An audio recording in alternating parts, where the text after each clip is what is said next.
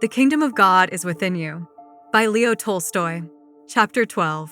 Section 1. I had ended this 2 years' labor when, on the 9th of September, I happened to travel on a train to a locality in the governments of Tula and Ryazan, where the peasants had been starving the year before and were starving still more in the present year. At one of the stations, the train in which I was traveling met a special train which, under the leadership of the governor, was transporting troops with guns, cartridges, and rods for the torture and killing of those very famine-stricken peasants. The torturing of the peasants with rods for the purpose of enforcing the decision of the authorities, although corporal punishment was abolished by law 30 years ago, has of late been applied more and more freely in Russia. I had heard of it, had even read in newspapers of the terrible tortures of which the governor of Nizhny Novgorod, Baranov, is said to have boasted, of the tortures which had taken place in Chernihiv, Tambov, Saratov, Astrakhan, Oral. But not once had I had a chance to see men in the process of executing these deeds. Here I saw with my own eyes good Russians, men who are permeated with the Christian spirit, traveling with guns and rods to kill and torture their starving brothers. The cause that brought them out was the following. In one of the estates of a wealthy landowner, the peasants had raised a forest on a pasture which they owned in common with the proprietor, had raised, that is, had watched it during its growth, and had always made use of it, and so regarded this forest as their own, at least as a common possession. But the proprietor, appropriating to himself this forest, began to cut it down. The peasants handed in a complaint. The judge of the first instance irregularly, I say irregularly, using the word employed by the prosecuting attorney and the governor, men who ought to know the case, decided the case in favor of the proprietor. All the higher courts, among them the Senate, though they could see that the case had been decided irregularly, confirmed the decision, and the forest was adjudged to the proprietor. The proprietor began to cut down the forest, but the peasants, unable to believe that such an obvious injustice could be done them by a higher court, did not submit to the decree and drove away the workmen who were sent to cut down the forest, declaring that the forest belonged to them and that they would petition the Tsar, but would not allow the proprietor to cut down the forest. The case was reported to St. Petersburg, whence the governor was ordered to enforce the decree of the court. The governor asked for troops, and now the soldiers, armed with bayonets, ball cartridges, and, besides, a supply of rods, purposely prepared for this occasion and carried in a separate car, were traveling to enforce this decree of the higher authorities. The enforcement of the decree of the higher authorities is accomplished by means of killing, of torturing men, or by means of a threat of doing one or the other, according as to whether any opposition is shown or not. In the first case, if the peasants show any opposition, the following takes place in Russia. The same things happen wherever there are a state structure and property rights. The chief makes a speech and demands submission. The excited crowd, generally deceived by its leaders, does not understand a word that the representative of the power says in official book language and continues to be agitated. Then the chief declares that if they do not submit and disperse, he will be compelled to have recourse to arms. If the crowd does not submit even then, the chief commands his men to load their guns and shoot above the heads of the crowd. If the crowd does not disperse even then, he commands the soldiers to shoot straight into the crowd at haphazard, and the soldiers shoot, and in the street fall wounded and killed men, and then the crowd generally runs away. And the troops at the command of the chief seize those who present themselves to them as the main rioters and lead them away under guard. After that, they pick up the blood-stained, dying, maimed, killed, and wounded men, frequently also women and children. The dead are buried, and the maimed are sent to the hospital. But those who are considered to be the plotters are taken to the city and tried by a special military court. If on their part there was any violence, they are sentenced to be hanged.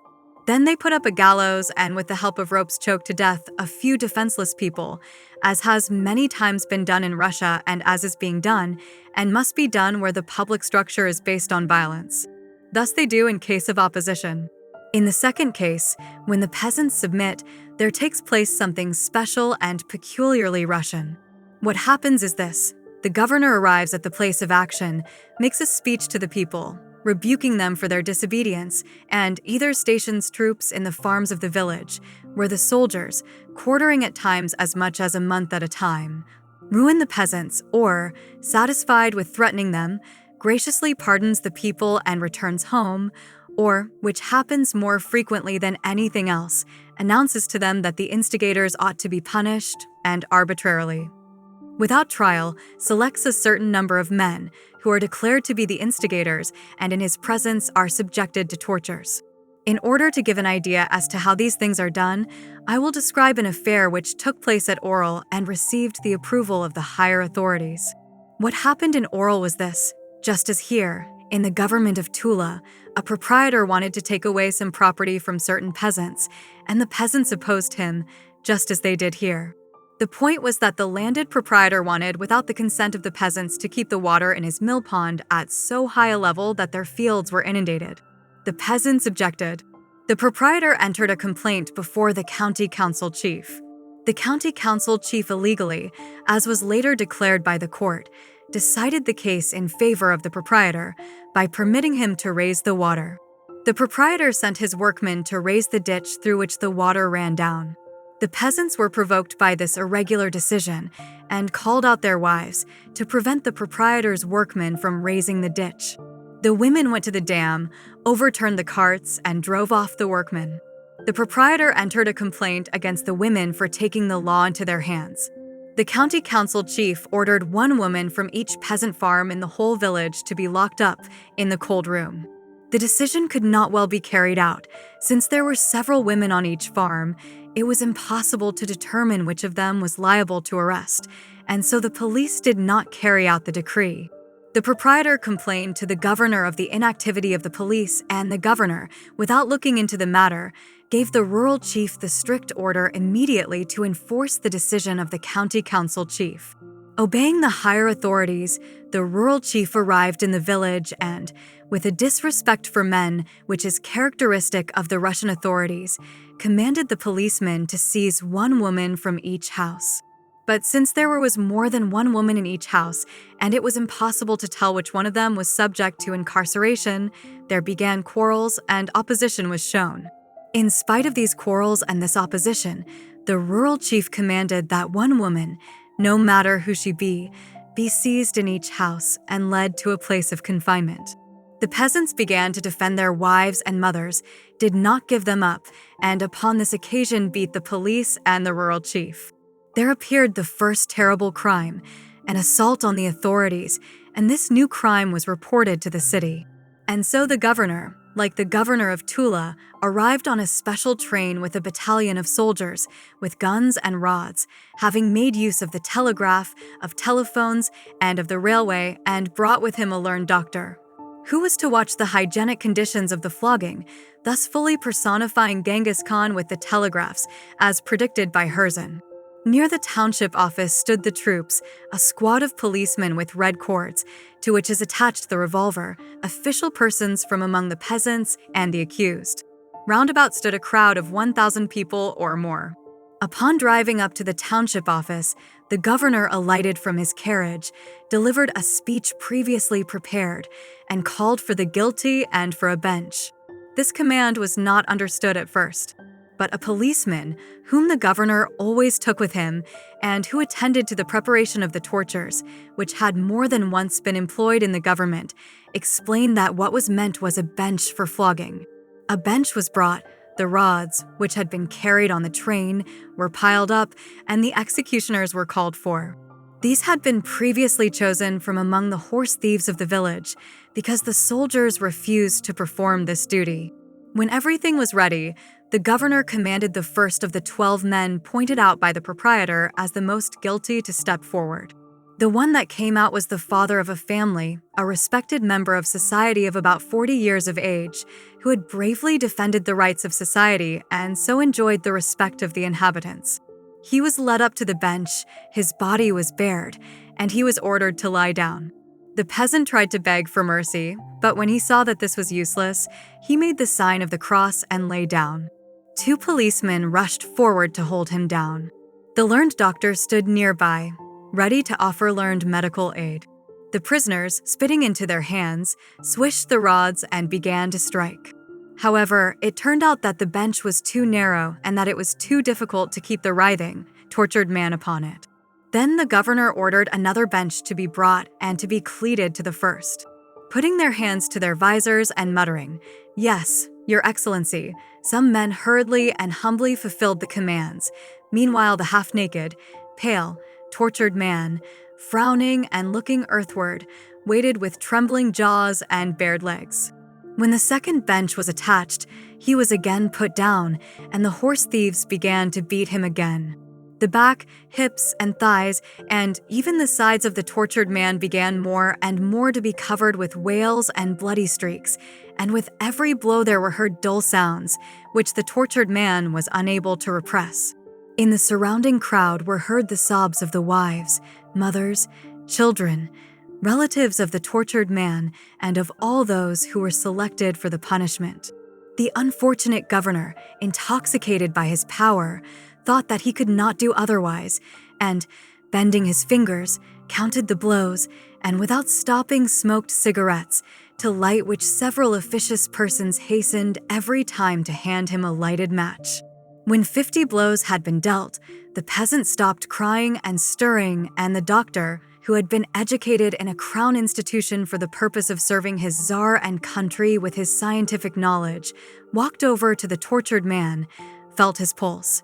listened to the beating of his heart, and announced to the representative of power that the punished man had lost consciousness and that according to the data of science it might be dangerous to his life to continue the punishment. But the unfortunate governor, who was now completely intoxicated by the sight of blood, commanded the men to go on, and the torture lasted until they had dealt 70 blows, to which number it for some reason seemed to him necessary to carry the number of the blows. When the 70th blow was dealt, the governor said, "Enough. The next." And the disfigured man, with his swollen back, was lifted up and carried away in a swoon, and another was taken up.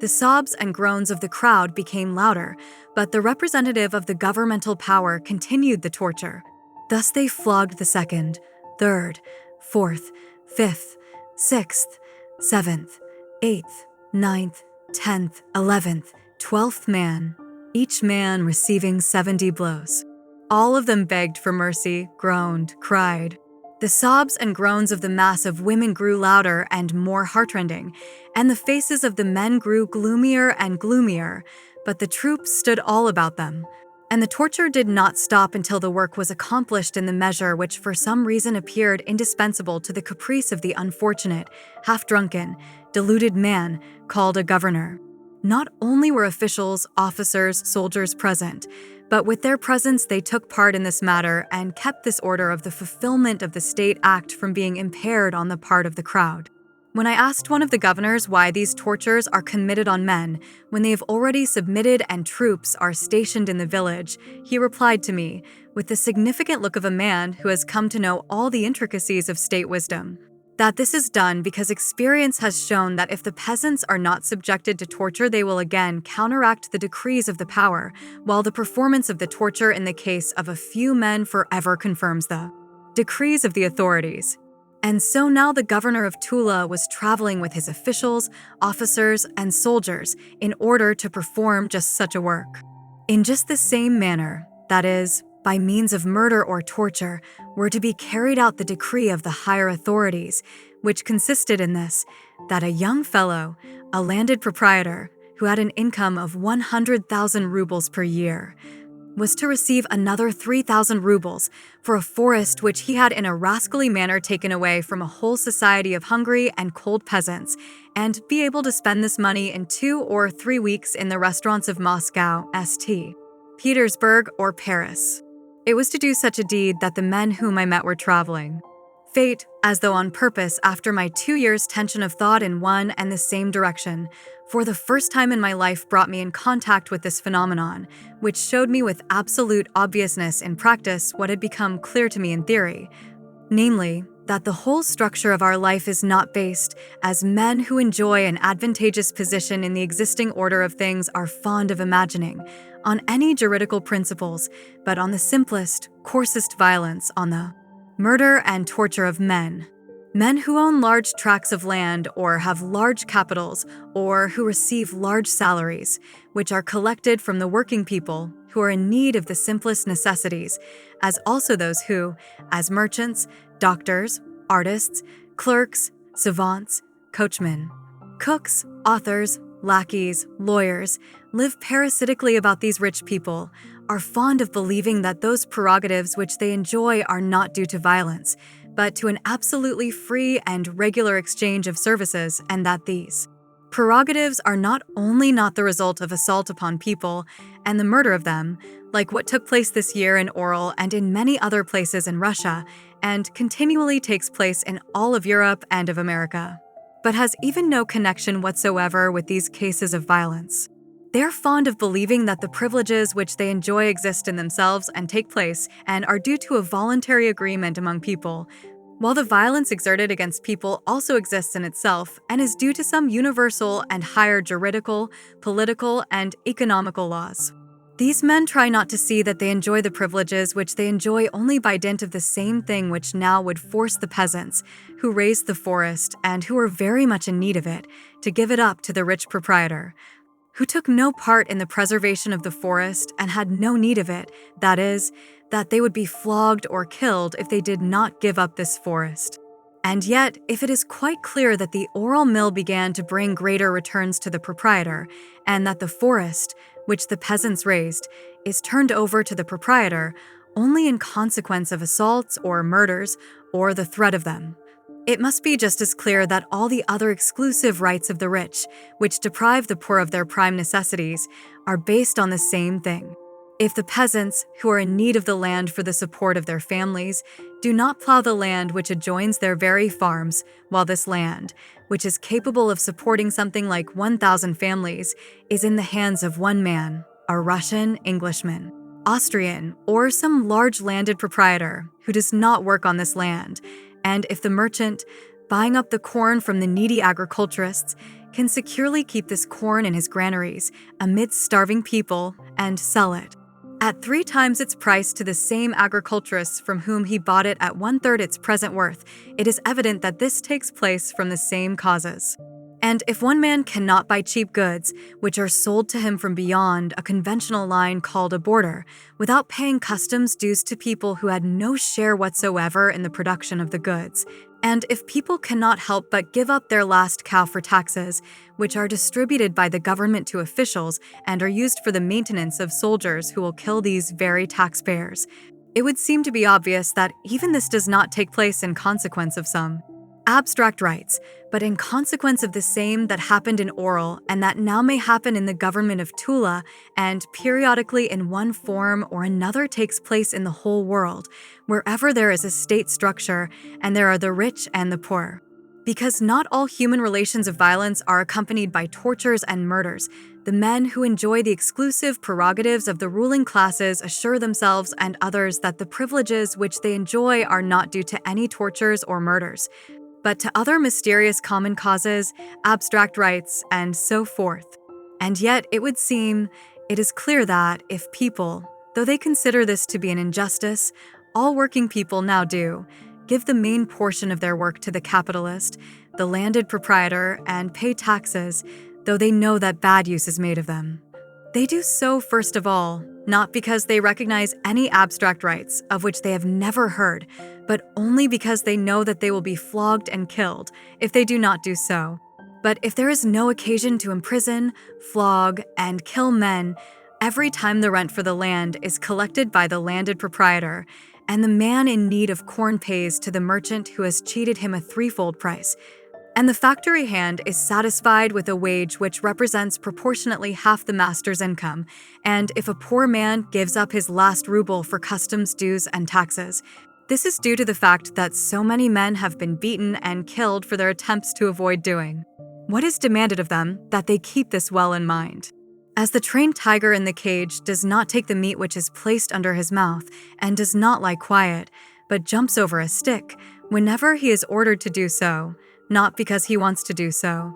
but because he remembers the heated iron rod or the hunger to which he was subjected every time he did not obey, even so men who submit to what is not advantageous for them, what even is ruinous to them, do so because they remember what happened to them for their disobedience. But the men who enjoy prerogatives which are the result of old violence frequently forget, and like to forget, how these prerogatives were obtained. We need, however, only think of history, not the history of the successes of various dynasties of rulers, but real history, the history of the oppression of the majority by a small number of men, to see that the basis of all the prerogatives of the rich over the poor have originated from nothing but switches, prisons, hard labor, murders. We need but think of that constant, stubborn tendency of men to increase their well-being, which guides the men of our time, to become convinced that the prerogatives of the rich over the poor could not and cannot be maintained in any other way. There may be oppressions, assaults, prisons, executions, which have not for their purpose the preservation of the prerogatives of the wealthy classes, though this is very rare, but we may boldly say that in our society, for each well-to-do, comfortably living man, there are 10 who are exhausted by labor, who are envious and greedy, and who frequently suffer with their whole families, all the prerogatives of the rich, all their luxury, all that superfluity which the rich enjoy above the average laborer, all that is acquired and supported only by tortures, incarcerations, and executions. Section 2. The train which I came across the 9th of September, and which carried soldiers with their guns, cartridges, and rods to the starving peasants in order to secure to the rich proprietor the small forest, which he had taken from the peasants and which the peasants were in dire need of, showed me with striking obviousness to what extent men have worked out the ability of committing acts which are most revolting to their convictions and to their conscience, without seeing that they are doing so. The special train with which I fell in consisted of one car of the first class for the governor, the officials, and the officers, and of several freight cars, which were crammed full of soldiers. The dashing young soldiers, in their clean new uniforms, stood crowding or sat with dangling legs in the wide-open doors of the freight cars. Some smoked, others jostled one another, jested, laughed, displaying their teeth. Others again cracked pumpkin seeds, spitting out the shells with an air of self-confidence. Some of them were running up and down the platform toward the water barrel in order to get a drink, and, upon meeting an officer, tempered their gait, went through the stupid gesture of putting their hands to their brows and with serious faces, as though they were doing not only something sensible, but even important, walked past them, seeing them off with their eyes, and then raced more merrily, thumping with their feet on the planks of the platform, laughing and chattering as is characteristic of healthy, good lads who in good company travel from one place to another. They were traveling to slay their hungry fathers and grandfathers, as though going to some very jolly, or at least very usual, piece of work. The same impression was conveyed by the officials and officers in gala uniform, who were scattered on the platform and in the hall of the first class. At the table, which was covered with bottles, dressed in his semi-military uniform, sat the governor, the chief of the expedition, eating something and speaking calmly about the weather with an acquaintance whom he had met, as though the matter which he was about to attend to were so simple and so common that it could not impair his calm and his interest in the change of the weather. At some distance away from the table, not partaking of any food, sat a general of gendarmes with an impenetrable but gloomy look, as though annoyed by the tedious formality. On all sides moved and chattered officers in their beautiful, gold-bedecked uniforms. One, sitting at the table, was finishing a bottle of beer. Another, standing at the buffet, munched at an appetizing patty. Shaking off the crumbs which had lodged on the breast of his uniform and throwing the money on the table with a self-confident gesture, a third, vibrating both legs, was walking past the cars of our train, ogling the feminine faces. All these men, who were on their way to torture or kill hungry, defenseless men, the same that fed them, had the appearance of men who know conclusively that they are doing what is right, and even are proud, stuck up, about what they are doing. What is this? All these men are 1/2 hour's ride away from the place where, to secure to a rich fellow some 3,000 useless rubles, which he has taken away from a whole community of starving peasants, They may be compelled to perform the most terrible acts that one can imagine, may begin, just as an oral, to kill or to torture innocent men, their brothers, and they calmly approach the place and time where and when this may happen. It is impossible to say that these men, all these officials, officers, and soldiers, do not know what awaits them, because they prepared themselves for it. The governor had to give his orders concerning the rods, the officials had to purchase birch switches, to haggle for them, and to enter this item as an expense. The military gave and received and executed commands concerning the ball cartridges. All of them know that they are on the way to torture and, perhaps, to kill their famished brothers, and that they will begin to do this, perhaps, within an hour. It would be incorrect to say that they do this from conviction, as is frequently said, and as they themselves repeat, from the conviction that they do this because it is necessary to maintain the state structure in the first place, because all these men have hardly ever even thought of the state structure and of its necessity. In the second place, they can in no way be convinced that the business in which they take part maintains the state, instead of destroying it, and, in the third place, in reality, the majority of these men, if not all, will not only never sacrifice their peace and pleasure for the purpose of supporting the state, but will even never miss a chance of making use, for their peace and pleasure, of everything they can,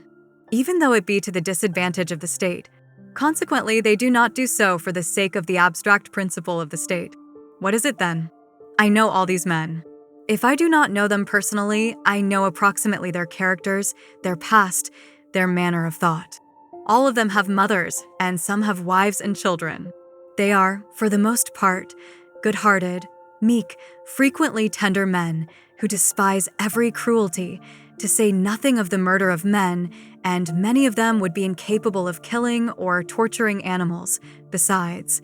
they are all people who profess Christianity and consider violence exerted against defenseless men a low and disgraceful matter. Not one of these men would be able for the sake of his smallest advantage to do even 100th part of what the governor of Oral did to those people, and any of them would even be offended, if it were assumed that in his private life he would be capable of doing anything like it. And yet, here they are, within half an hour's ride from the place, where they may be led inevitably to the necessity of doing it. What is it then? But besides these people who are traveling on the train and who are ready to commit murder and tortures, how could those people with whom the whole matter began, the proprietor, the superintendent, the judges, and those who from St. Petersburg prescribed this matter and by their commands are taking part in it, how could these men, the minister, the emperor, also good men, who are professing the Christian religion, have undertaken and ordered such a thing,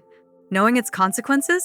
How can even those who do not take part in this matter, the spectators, who are provoked at every special case of violence or at the torture of a horse, admit the performance of so terrible a deed? How can they help being provoked at it, standing on the road, and shouting, "No, we shall not allow hungry people to be killed and flogged for not giving up their property, which has been seized from them by force"? But not only does no one do so, the majority of men, even those who were the instigators of the whole thing, like the superintendent, the proprietor, the judges, and those who were the participants in it and who gave the orders, like the governor, the minister, the emperor, are calm and do not even feel any pangs of conscience. Just as calm are apparently all those men who are traveling to commit this evil deed. The spectators, too, it seemed, who were not in any way interested in the matter, for the most part looked with sympathy, rather than with disapproval,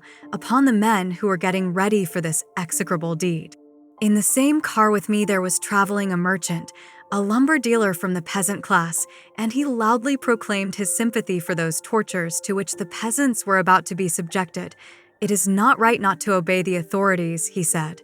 "That's what the authorities are for. Just wait, they will have their fleas driven out of them. They won't think of rioting after that. Serves them right." What is it then? It is equally impossible to say that all these men, the instigators, participants, abettors of this matter, are such rascals that, knowing all the baseness of what they are doing, they, either for a salary or for an advantage, or out of fear of being punished, do a thing which is contrary to their convictions. All these men know how, in certain situations, to defend their convictions. Not one of these officials would steal a purse or read another person's letter or bear an insult without demanding satisfaction from the insulter. Not one of these officers would have the courage to cheat at cards, not to pay his card debts, to betray a friend, to run away from the field of battle, or to abandon his flag.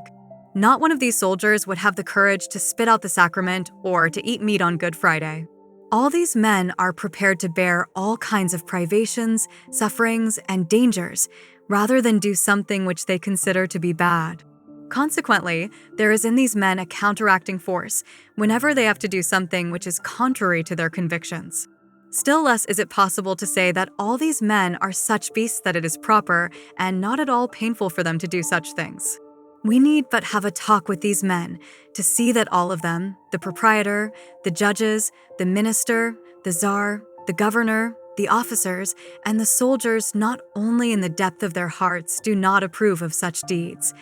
but even suffer from the consciousness of their part in them when they are reminded of the significance of this matter. They simply try not to think of it. We need but have a talk with them, with all the participants in this matter, from the proprietor to the last policeman and soldier, to see that all of them in the depth of their hearts know that this is a bad thing and that it would be better not to take part in it,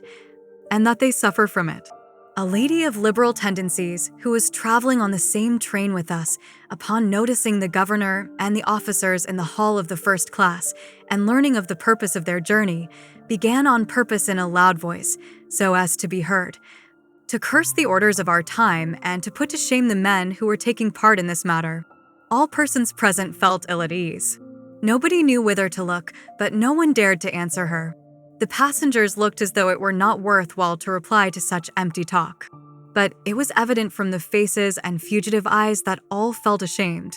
This also I noticed in the case of the soldiers. They, too, knew that the business for which they were traveling was a bad one, but they did not wish to think of what awaited them. When the lumber dealer began insincerely, as I thought, merely to show his culture, to speak of how necessary such measures were, the soldiers who heard it turned away from him, as though they did not hear him, and frowned. All these men, both those who, like the proprietor, the superintendent, the minister, the czar, participated in the performance of this act, and those who are just now traveling on the train, and even those who, without taking part in this matter, look on at the accomplishment of it, know every one of them that this is a bad business, and are ashamed of the part which they are taking in it, and even of their presence during its execution. Why, then, have they been doing and tolerating it? Ask those who, like the proprietor, started this matter, and those who, like the judges, handed down a formally legal,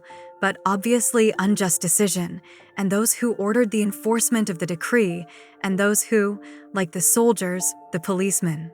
and the peasants will with their own hands carry it into execution, who will beat and kill their brothers, all of them, the instigators and the accomplices and the executors and the abettors of these crimes, and all will give you essentially the same answer. The men in authority, who provoked the matter and cooperated in it and directed it, will say that they are doing what they are doing because such matters are necessary for the maintenance of the existing order. And the maintenance of the existing order is necessary for the good of the country and of humanity, for the possibility of a social life and a forward movement of progress. The men from the lower spheres, the peasants and the soldiers, those who will be compelled with their own hands to exercise the violence, will say that they are doing what they are doing because this is prescribed by the higher authorities,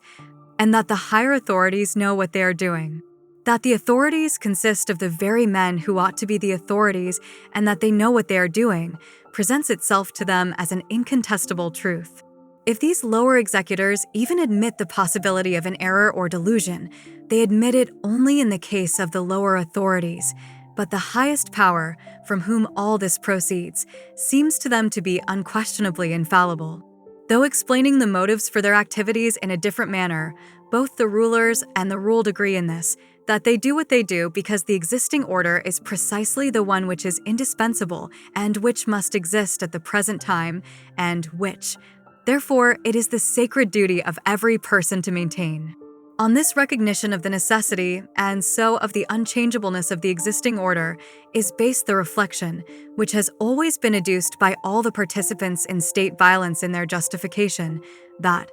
since the present order is unchangeable, the refusal of a single individual to perform the duties imposed upon him will not change the essence of the matter, and will have no other effect than that in place of the person refusing there will be another man, who may perform the duty less well, that is, more cruelly, more harmfully for those men against whom the violence is practiced. This conviction that the existing order is indispensable and so unchangeable, and that it is the sacred duty of every man to maintain it, is what gives to good people and, in private life, to moral people the possibility of participating with a more or less calm conscience in such affairs as the one which took place in Oral and the one which the people who were traveling in the Tula train were getting ready to act in. But on what is this conviction based? It is naturally agreeable and desirable for the proprietor to believe that the existing order is indispensable and unchangeable, because it is this very existing order which secures for him the income from his hundreds and thousands of desiatinas, thanks to which he leads his habitual idle and luxurious life. Naturally enough, the judge, too, readily believes in the necessity of the order, in consequence of which he receives 50 times as much as the most industrious laborer. This is just as comprehensible in the case of the Supreme Judge, who receives a salary of 6 or more thousand, and in the case of all the higher officials. Only with the present order can he, as a governor, prosecutor, senator, member of various councils, receive his salary of several thousands, without which he would at once perish with all his family, because, except by the position which he holds, he would not be able, with his ability, industry, and knowledge, to earn 1/100th part of what he is getting. In the same situation are the minister, the emperor, and every higher authority, but with this difference, that the higher they are and the more exclusive their position is, the more indispensable it is for them to believe that the existing order is the only possible order, because outside of it they not only cannot get an equal position, but will have to stand much lower than the rest of mankind. A man who voluntarily hires himself out as a policeman at a salary of 10 rubles, which he can easily get in any other position, has little need of the preservation of the existing order, and so can get along without believing in its unchangeableness. But a king or an emperor, who in his position receives millions, who knows that all around him there are thousands of men who are willing to depose him and take his place, who knows that in no other position will he get such an income and such honors, who in the majority of cases, with a more or less despotic rule, knows even this, that if he should be deposed, he would be tried for everything he did while in possession of his power, cannot help but believe in the unchangeableness and sacredness of the existing order. The higher the position which a man occupies, the more advantageous and, therefore, the more unstable it is, and the more terrible and dangerous a fall from it is, the more does a man who holds that position believe in the unchangeableness of the existing order. And with so much greater peace of mind can such a man, as though not for himself, but for the support of the existing order, do bad and cruel deeds. Thus it is in the case of all the men of the ruling classes who hold positions that are more advantageous than those which they could hold without the existing order, beginning with the lowest police officials and ending with the highest authorities. All these men more or less believe in the unchangeableness of the existing order because, above all else, it is advantageous for them. But what is it that compels the peasants, the soldiers, who stand on the lowest rung of the ladder, who have no profit from the existing order, who are in a condition of the most abject submission and humiliation, to believe that the existing order, in consequence of which they are in a most disadvantageous and humble state, is the very order which must be, and which, therefore, must be maintained, even by performing the basest and most unconscionable acts for it? What is it that compels these men to make the false reflection that the existing order is invariable and, therefore, must be maintained, whereas it is evident that, on the contrary, it is unchangeable only because it is maintained as such? What is it that compels the men who were but yesterday taken from the plow, and who are dressed up in these monstrous, indecent garments with blue collars and gilt buttons, to travel with guns and swords, in order to kill their hungry fathers and brothers? They certainly have no advantages and are in no danger of losing the position which they hold, because their condition is worse than the one from which they are taken. The men of the higher ruling classes, the proprietors, ministers, kings, officers, take part in these matters, thus supporting the existing order, because it is advantageous for them. Besides, these frequently good, meek men feel themselves able to take part in these things for this other reason, that their participation is limited to instigations, decrees, and commands. None of these men in authority do themselves those things which they instigate,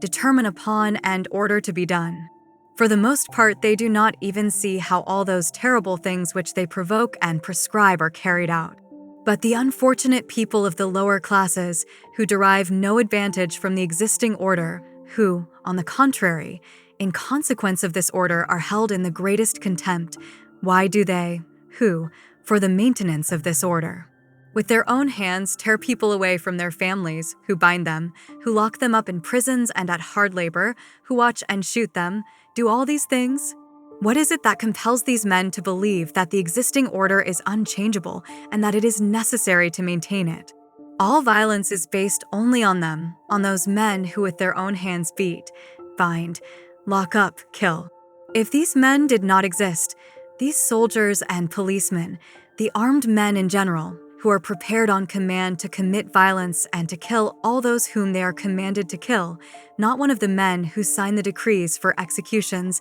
life imprisonment, hard labor, would ever have the courage himself to hang, lock up, torture to death 1,000th part of those whom now, sitting quietly in their studies, they order to be hung and to be tortured in every way, only because they do not see it, and it is not done by them, but somewhere far away by obedient executors. All those injustices and cruelties which have entered into the curriculum of the existing life have entered there only because there exist these people who are always prepared to maintain these injustices and cruelties. If these men did not exist, there would not be anyone to offer violence to all these enormous masses of violated people, and those who give orders would never even dare either to command or even to dream of what they now command with so much self-assurance. If there were no people who would be ready at the command of those whom they obey to torture or to kill him who is pointed out to them, no one would ever dare to affirm what is with so much self-confidence asserted by the non-working landowners, that the land which surrounds the peasants who are dying for lack of land is the property of a man who does not work on it, and that the supply of corn, which has been garnered in a rascally manner, ought to be kept intact amidst a starving population, because the merchant needs some profit, and so forth. If there were no men who would be ready at the will of the authorities to torture and kill every person pointed out to them, it could never occur to a landed proprietor to take away from the peasants a forest which had been raised by them, nor to the officials to consider legal the payment to them of salaries, which are collected from the hungry masses, for oppressing them, to say nothing of executing men, or locking them up, or exiling them, because they overthrow the lie and preach the truth. All this is demanded and done only because these ruling people are firmly convinced that they have always at hand submissive people who will be ready to carry any of their demands into execution by means of tortures and murders. The only reason why they commit deeds like those committed by all the tyrants from Napoleon down to the last commander of a company who shoots into a crowd is because they are stupefied by the power behind them, consisting of subservient men who are ready to do anything they are commanded. The whole strength, therefore, lies in the men who with their hands do acts of violence, in the men who serve with the police, among the soldiers, more especially among the soldiers, because the police do their work only when they have an army behind them. What is it, then, that has led these good men, who derive no advantage from it, who are compelled with their hands to do all these terrible things, men on whom the whole matter depends, into that remarkable delusion that assures them that the existing disadvantageous, pernicious, and for them painful order is the one which must be? Who has led them into this remarkable delusion? They have certainly not assured themselves that they must do what is not only painful, disadvantageous, and pernicious to them and their whole class, which forms 9/10 of the whole population, and what is even contrary to their conscience. How are you going to kill men when in God's law it says, "Thou shalt not kill"? I frequently asked soldiers, and by reminding them of what they did not like to think about, I always made them feel awkward and embarrassed. Such a soldier knew that there was an obligatory law of God, thou shalt not kill, and he knew that there was an obligatory military service, but it had never occurred to him that there was any contradiction there. The sense of the timid answers that I always received to this question consisted approximately in this: that murder and war and the execution of criminals at the command of the government were not included in the common prohibition of murders. But when I told them that no such limitation was made in God's law, and reminded them of the doctrine of brotherhood, of the forgiveness of offenses, of love, which are obligatory for all Christians and which could in no way be harmonized with murder,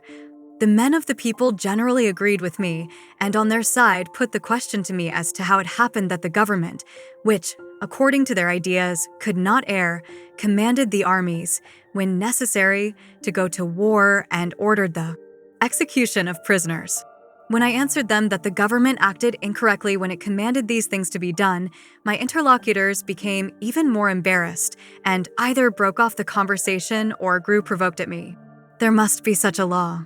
I guess the bishops know better than we, I was told by a Russian soldier. And, having said this, the soldier apparently felt his conscience eased, being fully convinced that his guides had found a law, the same under which his ancestors had served, and the king's heirs, and millions of people, and he himself served, and that what I was telling him was some piece of cunning or cleverness, like a riddle. All the men of our Christian world know firmly, from tradition and from revelation and from the irrefutable voice of conscience, that murder is one of the most terrible crimes which a man can commit, as the Gospel says, and that this sin cannot be limited to certain men, that is, that it is a sin to kill some men, but not a sin to kill others. All know that if the sin of murder is a sin, it is always a sin, independently of what men are the victims of it, just like the sin of adultery and thieving and any other. At the same time, men have seen, since childhood, since youth, that murder is not only admitted, but even blessed by all those whom they are accustomed to respect as their spiritual guides, ordained by God. They see that their worldly guides with calm assurance institute murders, bear arms of murder of which they are proud, and demand of all, in the name of the civil and even the divine law, that they shall take part in murder. Men see that there is here some contradiction, and, being unable to solve it, they involuntarily assume that this contradiction is due only to their ignorance. The very coarseness and obviousness of the contradiction sustains them in this conviction. They cannot imagine that their enlighteners, learned men, should be able with such confidence to preach to such seemingly contradictory propositions, the obligatoriness for everyone of the law and of murder. A simple, innocent child, and later a youth, cannot imagine that men who stand so high in his opinion, whom he considers to be either holy or learned, should for any reason be deceiving him so unscrupulously. But it is precisely this that has been done to him all the time. This is accomplished, in the first place, by impressing all the laboring people who have not themselves any time to solve moral and religious questions from childhood and up to old age, by example and direct teaching, with the idea that tortures and murders are compatible with Christianity, and that, for certain purposes of state, tortures and murders are not only admissible, but even peremptory, in the second place, by impressing some of them, who are chosen by enlistment or levy, with the idea that the performance of tortures and murders with their own hands forms a sacred duty and even an act which is valorous and worthy of praise and of reward. The common deception, which is disseminated among all men, consists in this, that in all the catechisms, or the books which have taken their place and which are now the subject of obligatory instruction for the children, it says that violence, that is, tortures, imprisonments, and executions, as also murders in civil or external wars for the purpose of maintaining and defending the existing order of the state, whatever it be, autocratic, monarchical, a convention, a consulship, an empire of either Napoleon or of Boulanger, a constitutional monarchy, a commune, or a republic, is quite legitimate and does not contradict either morality or Christianity. This it says in all the catechisms or books used in the schools. And men are so convinced of it that they grow up, live, and die in this conviction, without doubting it even once. This is one deception, a common deception, which is practiced on all men. There is another, a private deception, which is practiced on soldiers or policemen, who are chosen in one way or another, and who perform the tortures and the murders which are needed for the support and the defense of the existing order. In all the military codes, it says in so many words what in the Russian military code is expressed as follows, Art. 87. Precisely and without discussion to carry out the commands of the authorities means to carry out precisely the command given by the authorities, without discussing whether it is good or bad and whether it is possible to carry it out. The chief himself answers for the consequences of a command given out by him. Art.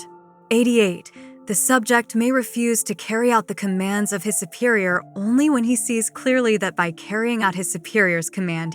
one involuntarily imagines that what will follow is when he sees clearly that by carrying out his superior's command he violates the law of God, but that is not at all the case when he sees clearly that he is violating the oath of allegiance and fidelity, and his service to the emperor. It says that a man, being a soldier, must carry out all the commands of his chief without any exception whatever, which for a soldier mainly means murder, and so must violate all divine and human laws, except his fidelity and service to him who at the given moment happens to be in power. Thus it says in the Russian military code, and precisely the same, though in different words, is said in all the military codes, as indeed it cannot be otherwise. Because in reality, upon this deception of emancipating men from their obedience to God or to their conscience, and of substituting for this obedience the obedience to the accidental superior, is all the power of the army and the state based.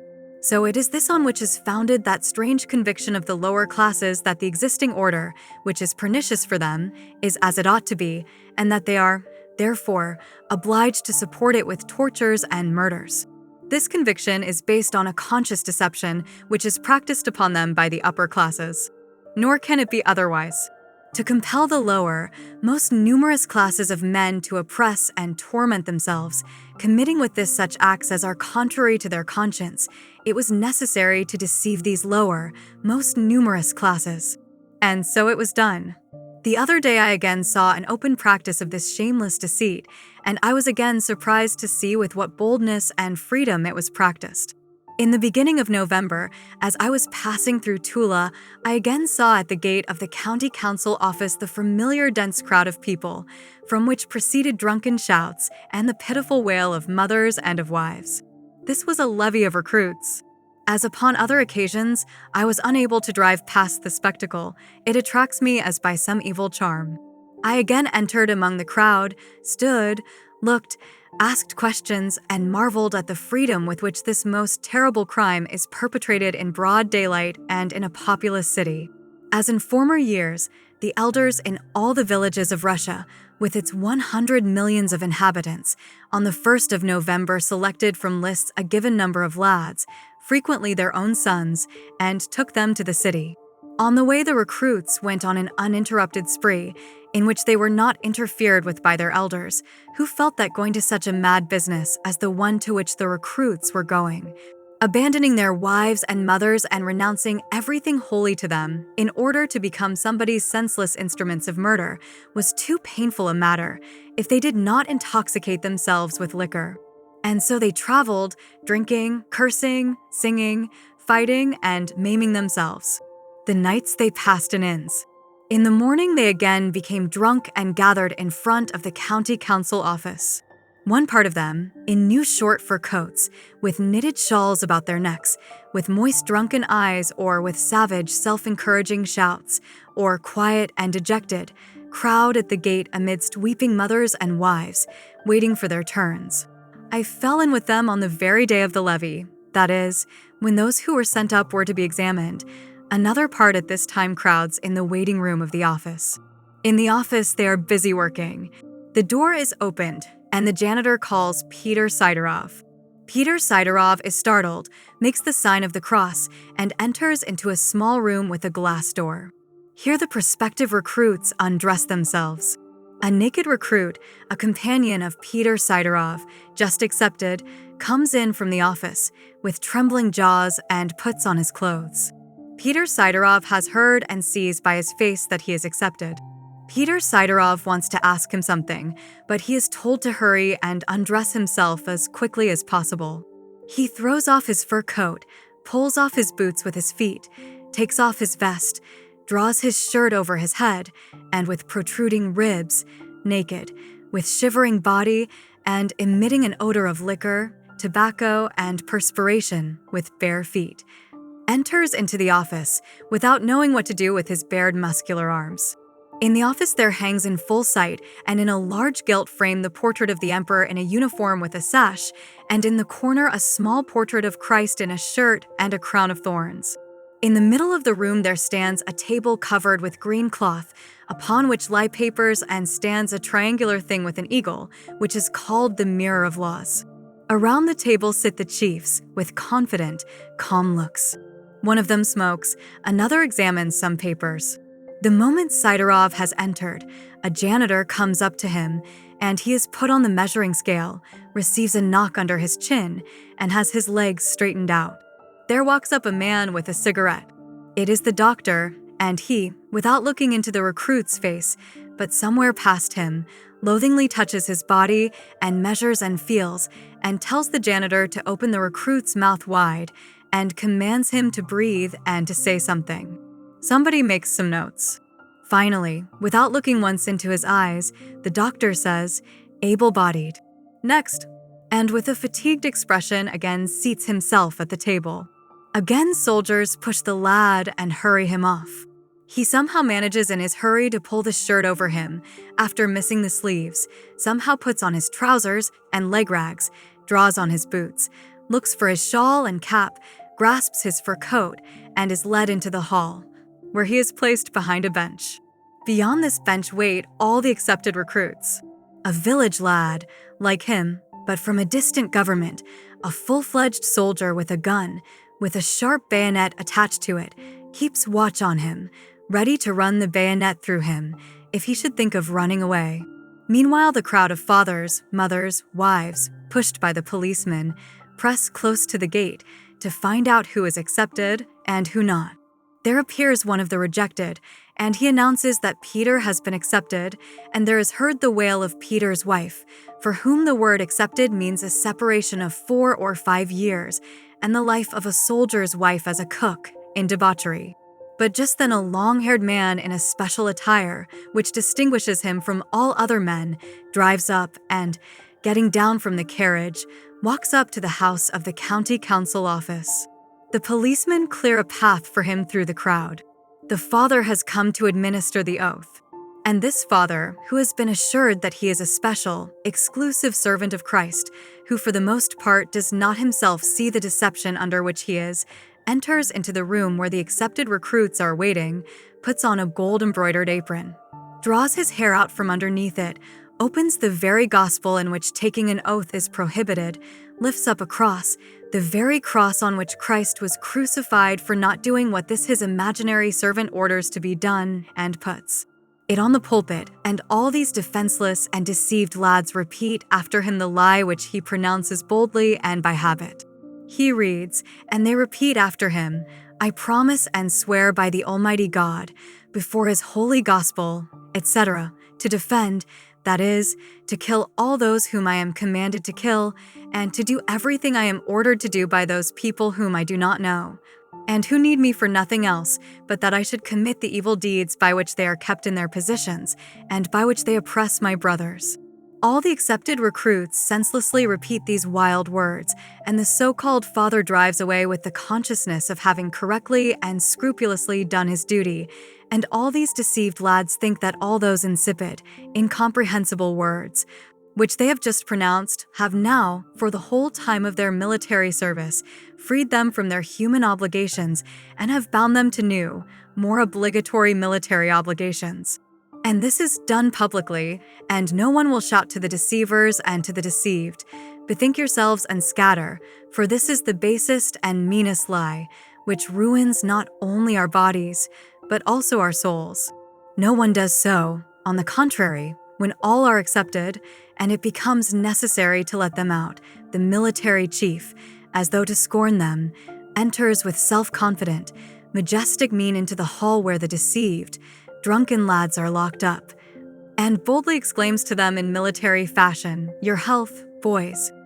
I congratulate you on your Tsar's service." And the poor fellows, somebody has instructed them what to do, babble something with an unaccustomed, half-intoxicated tongue to the effect that they are glad of it. In the meantime, the crowd of fathers, mothers, and wives stand at the door and wait. The women look with tearful, arrested eyes through the door. And the door opens, and out come, staggering and with a look of bravado, the accepted recruits, Petruka and Vinyuka and Makar, trying not to look at their relatives. The wail of the mothers and wives is heard. Some embrace one another and weep, others try to look brave, others again console their people. Mothers and wives, knowing that now they will be orphaned for 3, 4, or 5 years, without a supporter, wail and lament at the top of their voices. The fathers do not speak much and only pitifully smack their tongues and sigh, knowing that now they will no longer see their helpers,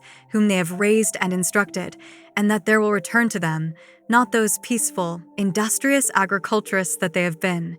but generally debauched, dandyish soldiers who are no longer used to a simple life. And now the whole crowd take up seats in their sleighs and start down the street, in the direction of inns and restaurants, and still louder are heard, interfering with one another, songs, sobs, drunken shouts, the laments of the mothers and wives,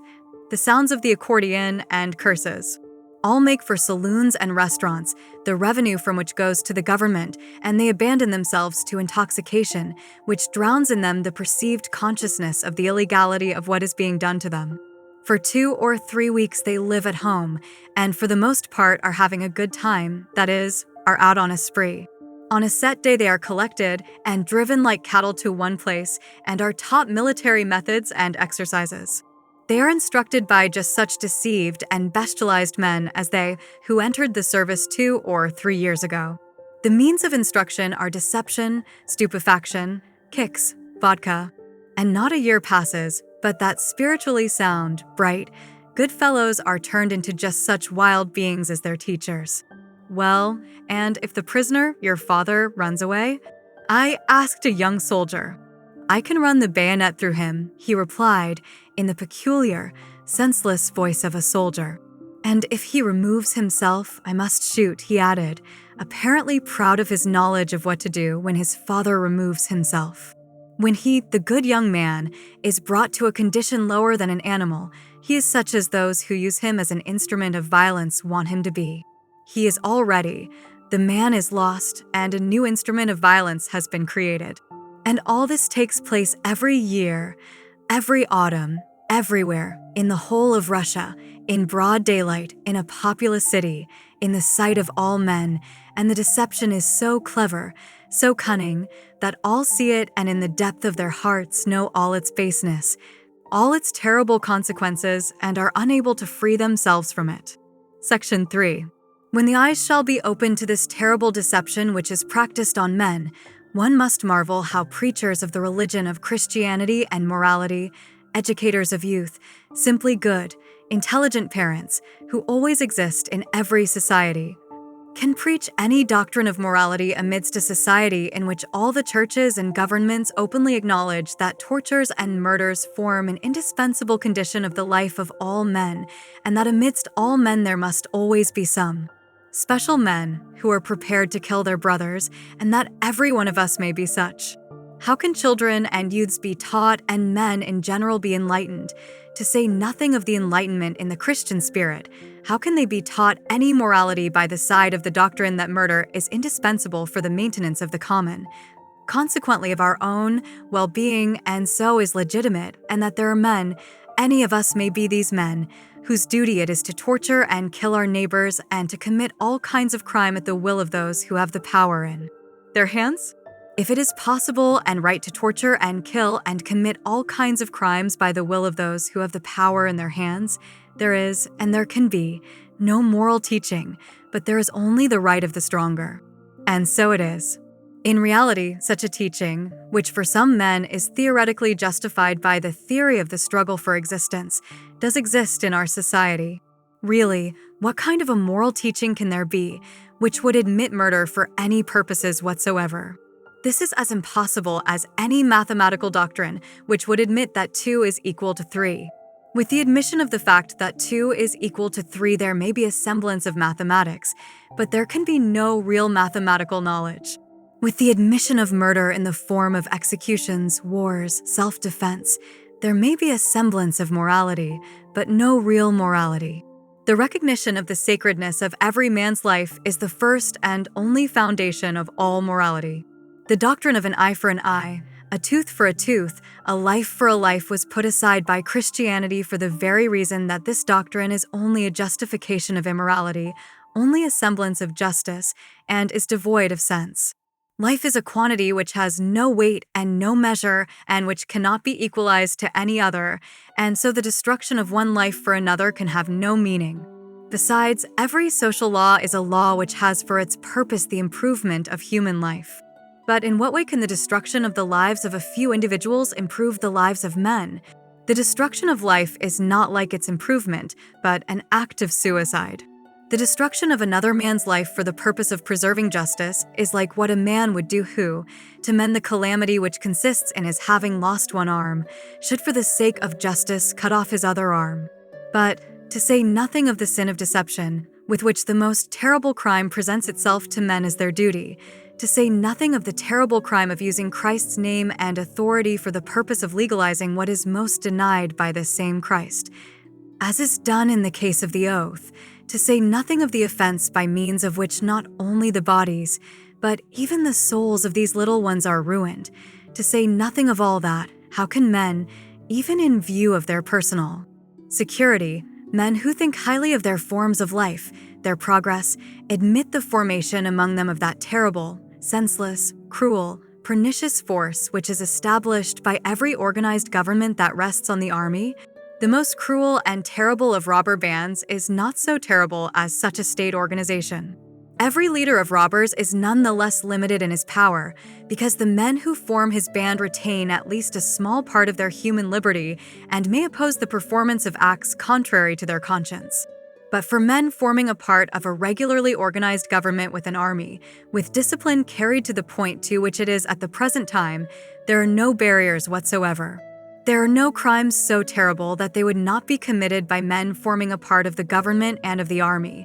by the will of him who accidentally, Boulanger, Pugachev, Napoleon, may stand at its head. Frequently, when I see, not only the levies of recruits, the military exercises, the maneuvers, but also the policemen with loaded revolvers, the sentries standing with guns and adjusted bayonets, when I hear, as I do in the Kamovniki,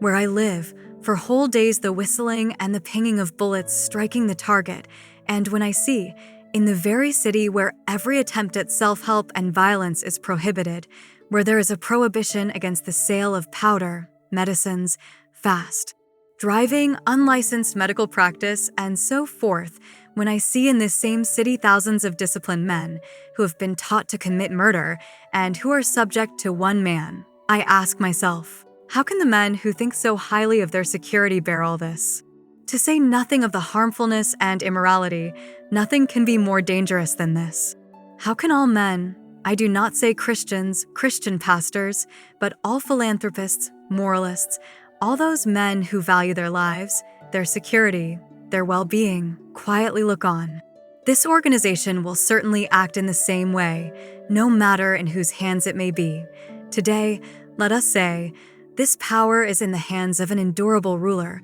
tomorrow a Byron, an Elizabeth, a Catherine, a Pugachev, a Napoleon I.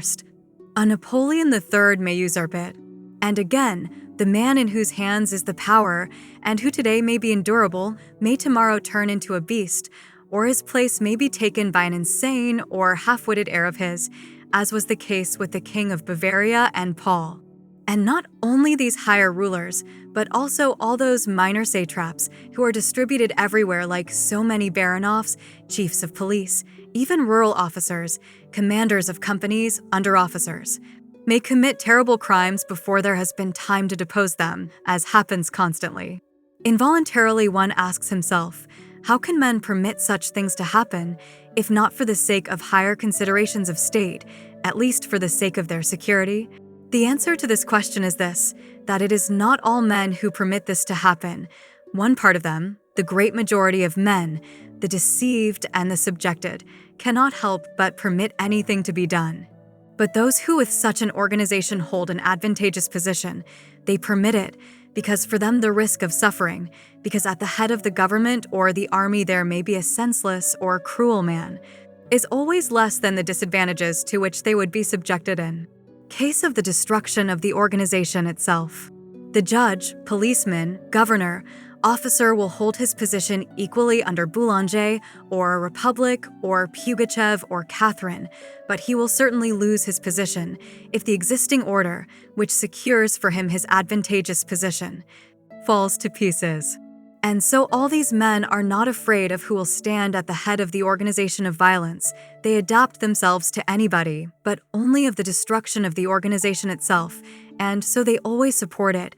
often unconsciously. One often marvels why free men, who are not urged to it by anything, the so-called flower of society, enter the army, in Russia, in England, Germany, Austria, even France, and why they seek an opportunity for becoming murderers. Why do parents, moral men, send their children to institutions which prepare them for military matters? Why do mothers buy their children helmets, guns, swords as their favorite toys? The children of peasants never play soldier. Why do good men, and even women who are in no way connected with military affairs, go into ecstasies over the exploits of a Skobalevsky and of others, and why do they take so much pains to praise them? Why do men, who are not urged to do so, who do not receive any salary for it, like the marshals of nobility in Russia, devote whole months of assiduous work to performing a physically hard and morally agonizing piece of business, the reception of recruits?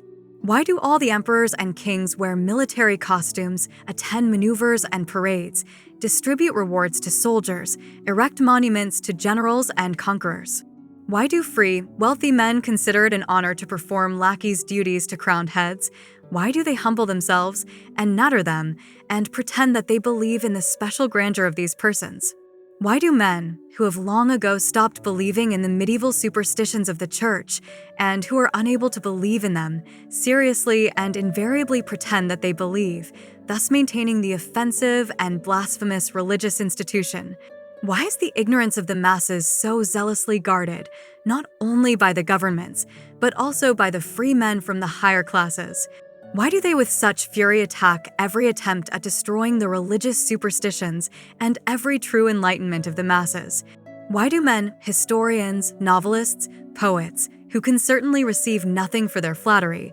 describe as heroes long-deceased emperors, kings, or generals? Why do men who call themselves learned devote their whole lives to the formation of theories, from which it follows that violence which is exerted by the power against the nation is not violence, but some especial right? One often marvels why, for what reason a lady of the world or an artist, who, it would seem, is interested neither in social nor in military questions, condemns labor strikes and preaches war, and always definitely attacks one side and defends the other. But one marvels at this only so long as one does not know that this is all done so because all the men of the ruling classes feel instinctively what it is that maintains and what destroys the organization under which they can enjoy the privileges they are enjoying. The lady of the world has not even made the reflection that, if there are no capitalists and no armies to defend them, her husband will have no money and she will have no salon and no costumes. And the artist has not made the reflection as to this, that he needs the capitalists, who are protected by the armies, to buy his pictures, but the instinct, which in this case takes the place of reason, guides them unerringly. It is precisely the same instinct that with few exceptions guides all those men who support all those political, religious, economic establishments which are advantageous to them. But can the men of the upper classes maintain this order of things only because it is advantageous for them? These men cannot help but see that this order of things is in itself irrational, no longer corresponds to the degree of men's consciousness, not even to public opinion, and is full of dangers. The men of the ruling classes, the honest, good, clever men among them, cannot help but suffer from these internal contradictions and cannot help but see the dangers with which this order threatens them. Is it possible the men of the lower classes, all the millions of these people, can with a calm conscience perform all these obviously bad acts, tortures, and murders, which they are compelled to perform, only because they are afraid of punishment? Indeed, that could not have been, and neither the men of the one class nor of the other could help but see the irrationality of their activity.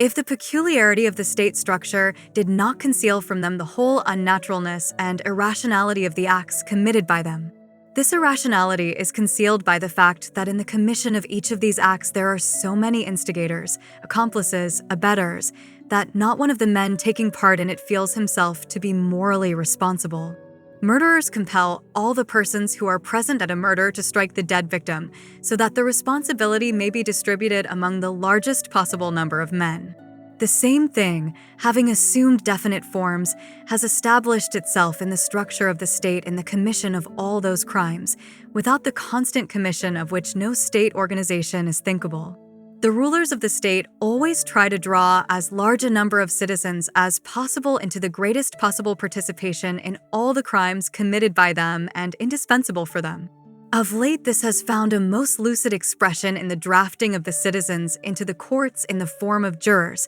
into the armies in the form of soldiers, and into the local government and into the legislative assembly in the form of electors and representatives. In the structure of the state, in which, as in a basket made of rods, all the ends are so concealed that it is not possible to find them, the responsibility for crimes committed is so concealed from men that they, in committing the most awful deeds,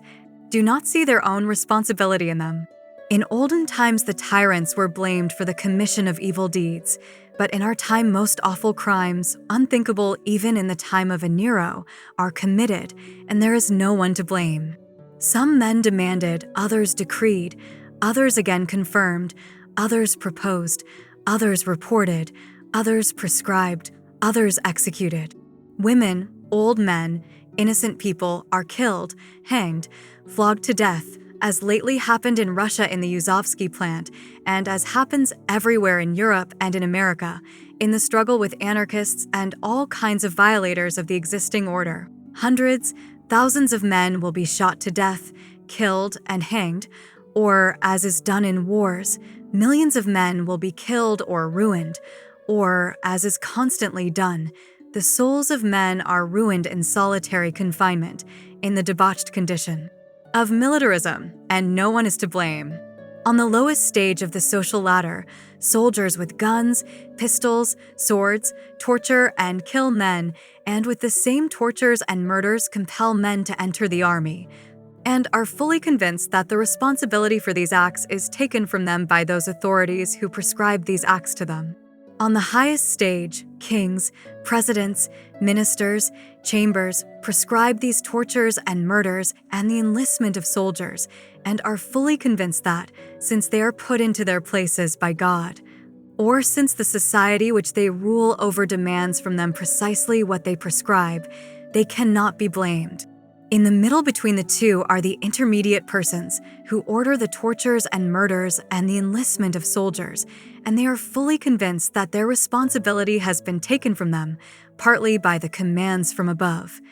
and partly because the same orders are demanded of them by all those who stand on the lower stages. The administrative and the executive powers, which lie at the two extremes of the structure of the state, meet like two ends that are united into a ring, and one conditions and maintains the other and all the intervening links. Without the conviction that there exists such a person, or such a number of persons, who take upon themselves the responsibility for the acts committed, not one soldier would be able to raise his hands for the purpose of torturing or killing. Without the conviction that this is demanded by the whole nation, not one emperor, king, president, not one assembly would be able to prescribe these same tortures and murders. without the conviction that there are persons who stand above him and take upon themselves the responsibility for his act, and men who stand below him and demand the fulfillment of such acts for their own good. Not one of the men who stand on the stages intermediate between the ruler and the soldier would be able to commit those acts which he is committing. The structure of the state is such that, no matter on what rung of the social ladder a man may stand, his degree of irresponsibility is always one and the same. The higher he stands, the more is he subjected to the influence of the demand for orders from below, and the less he is subjected to the influence of the prescriptions from above, and vice versa. Thus, in the case before me, everyone who had taken part in the matter was the more under the influence of the demand for orders from below, and the less under the influence of prescriptions from above, the higher his position was, and vice versa. But not only do all men who are connected with the structure of the state shift their responsibility for deeds committed upon others, the peasant who is drafted into the army, upon the nobleman or merchant who has become an officer, and the officer, upon the nobleman who holds the position of governor, and the governor, upon the son of an official or nobleman who occupies the position of minister, and the minister, upon a member of the imperial house who holds the position of emperor, and the emperor again, upon all these officials, noblemen, merchants, and peasants. Not only do men in this manner free themselves from the consciousness of responsibility for acts committed by them, they even lose the moral consciousness of their responsibility for this other reason, that, uniting into a political structure, they so constantly, continuously, and tensely convince themselves and others that they are not all identical men, but men who differ from one another as does one star from another, that they begin themselves sincerely to believe so. Thus they convince one set of men that they are not simple men, identical with others, but a special kind of men who have to be honored, while they impress others with the idea that they stand beneath all other men and so must unflinchingly submit to what they are commanded to do by their superiors. On this inequality and exaltation of one class of men and the annihilation of the other is mainly based the inability of men to see the irrationality of the existing order and its cruelty and criminality, and of that deception which is practiced by some and to which the others submit. Some, those who are impressed with the idea that they are vested with some supernatural significance and grandeur, are so intoxicated by this imaginary grandeur that they stop seeing their responsibility in the acts committed by them. The other men, who, on the contrary, are impressed with the idea that they are insignificant creatures who must in everything submit to the higher, in consequence of this constant condition of humiliation fall into a strange condition of intoxication of servility, and under the influence of their intoxication also fail to see the significance of their acts and lose the consciousness of their responsibility for them. The intermediate people, who, partly submitting to the higher and partly considering themselves to be superior, succumb simultaneously to the intoxication of power and that of servility, and so lose the consciousness of their responsibility. We need but look in any country at a superior chief, intoxicated by his grandeur, accompanied by his staff, all of them on magnificently caparisoned horses, in special uniforms and signs of distinction, as he, to the sound of the harmonious and festive music produced by wind instruments, rides past a line of soldiers stiffened up from a sense of servility and presenting arms. We need but look at him, in order that we may understand that at these moments the highest chief and the soldier and all, the intermediate persons, being in a state of intoxication, are equally capable of committing acts which they would not think of committing under other circumstances. But the intoxication experienced by men under such phenomena as our parades, imperial receptions, church solemnities, coronations, is a temporary and acute condition. There are also other, chronic, constant conditions of intoxication, which are equally experienced by all men who have any power, from the power of the emperor to that of a policeman in the street, and by men who submit to power and who are in a condition of intoxication through servility, and who in justification of this their condition always ascribe, as has always shown itself in the case of slaves, the greatest significance and dignity to him whom they obey. On this deception of the inequality of men and the resulting intoxication of power and of servility is preeminently based the ability of men united into a political structure to commit, without experiencing any pangs of conscience, acts which are contrary to their conscience. Under the influence of such an intoxication, both of power and of servility, men present themselves and to others, not as what they are in reality, men, but as a special, conventional beings, noblemen, merchants, governors, judges, officers, kings, ministers, soldiers, who no longer are subject to common human obligations, but, above all else and before all human, to nobiliary, commercial, gubernatorial, judicial, military, royal, ministerial obligations. Thus, the proprietor who litigated concerning the forest did what he did only because he did not present himself to himself as a simple man, like any of the peasants who were living by his side, but as a large landed proprietor and a member of the gentry, and so, under the influence of the intoxication of power, he felt himself insulted by the pretensions of the peasants. It was only for this reason that, without paying any attention to the consequences which might arise from his demand, he handed in the petition requesting the restitution of his imaginary right. Similarly, the judges who irregularly adjudged the forest to the proprietor did so only because they do not imagine themselves to be simple men, just like all other men, and so under obligation in all cases to be guided only by what is the truth. But under the intoxication of power, they imagine themselves to be the guardians of justice, who cannot err. But under the influence of the intoxication of servility, they imagine themselves to be men who are obliged to carry out certain words which are written in a certain book and are called the law. As just such conventional persons, and not as what they are in reality, present themselves, under the influence of the intoxication of power and of servility, to themselves and to others, all the other participants in this matter. From the highest representatives of power, who sign their approval on documents, from the marshal, who drafts recruits at the levy of soldiers, and the priest, who deceives them, to the last soldier, who is now getting ready to shoot at his brothers. They all did what they did, and are preparing themselves to do what awaits them, only because they present themselves and to others, not as what they are in reality. Men who are confronted with the question as to whether they should take part in a matter which is condemned by their conscience, or not, but as different conventional persons, one as an anointed king, a special being, who is called upon to care for the well-being of 100 million men, another as a representative of nobility, a third as a priest, who with his ordainment has received a special grace, a fourth as a soldier, who is obliged by his oath to fulfill without reflection what he is commanded to do. Only under the influence of the intoxication of power and servility, which result from their imaginary positions, can all these men do what they do. If all these men did not have a firm conviction that the callings of kings, ministers, governors, judges, noblemen, landed proprietors, marshals, officers, soldiers, are something actually in existence and very important,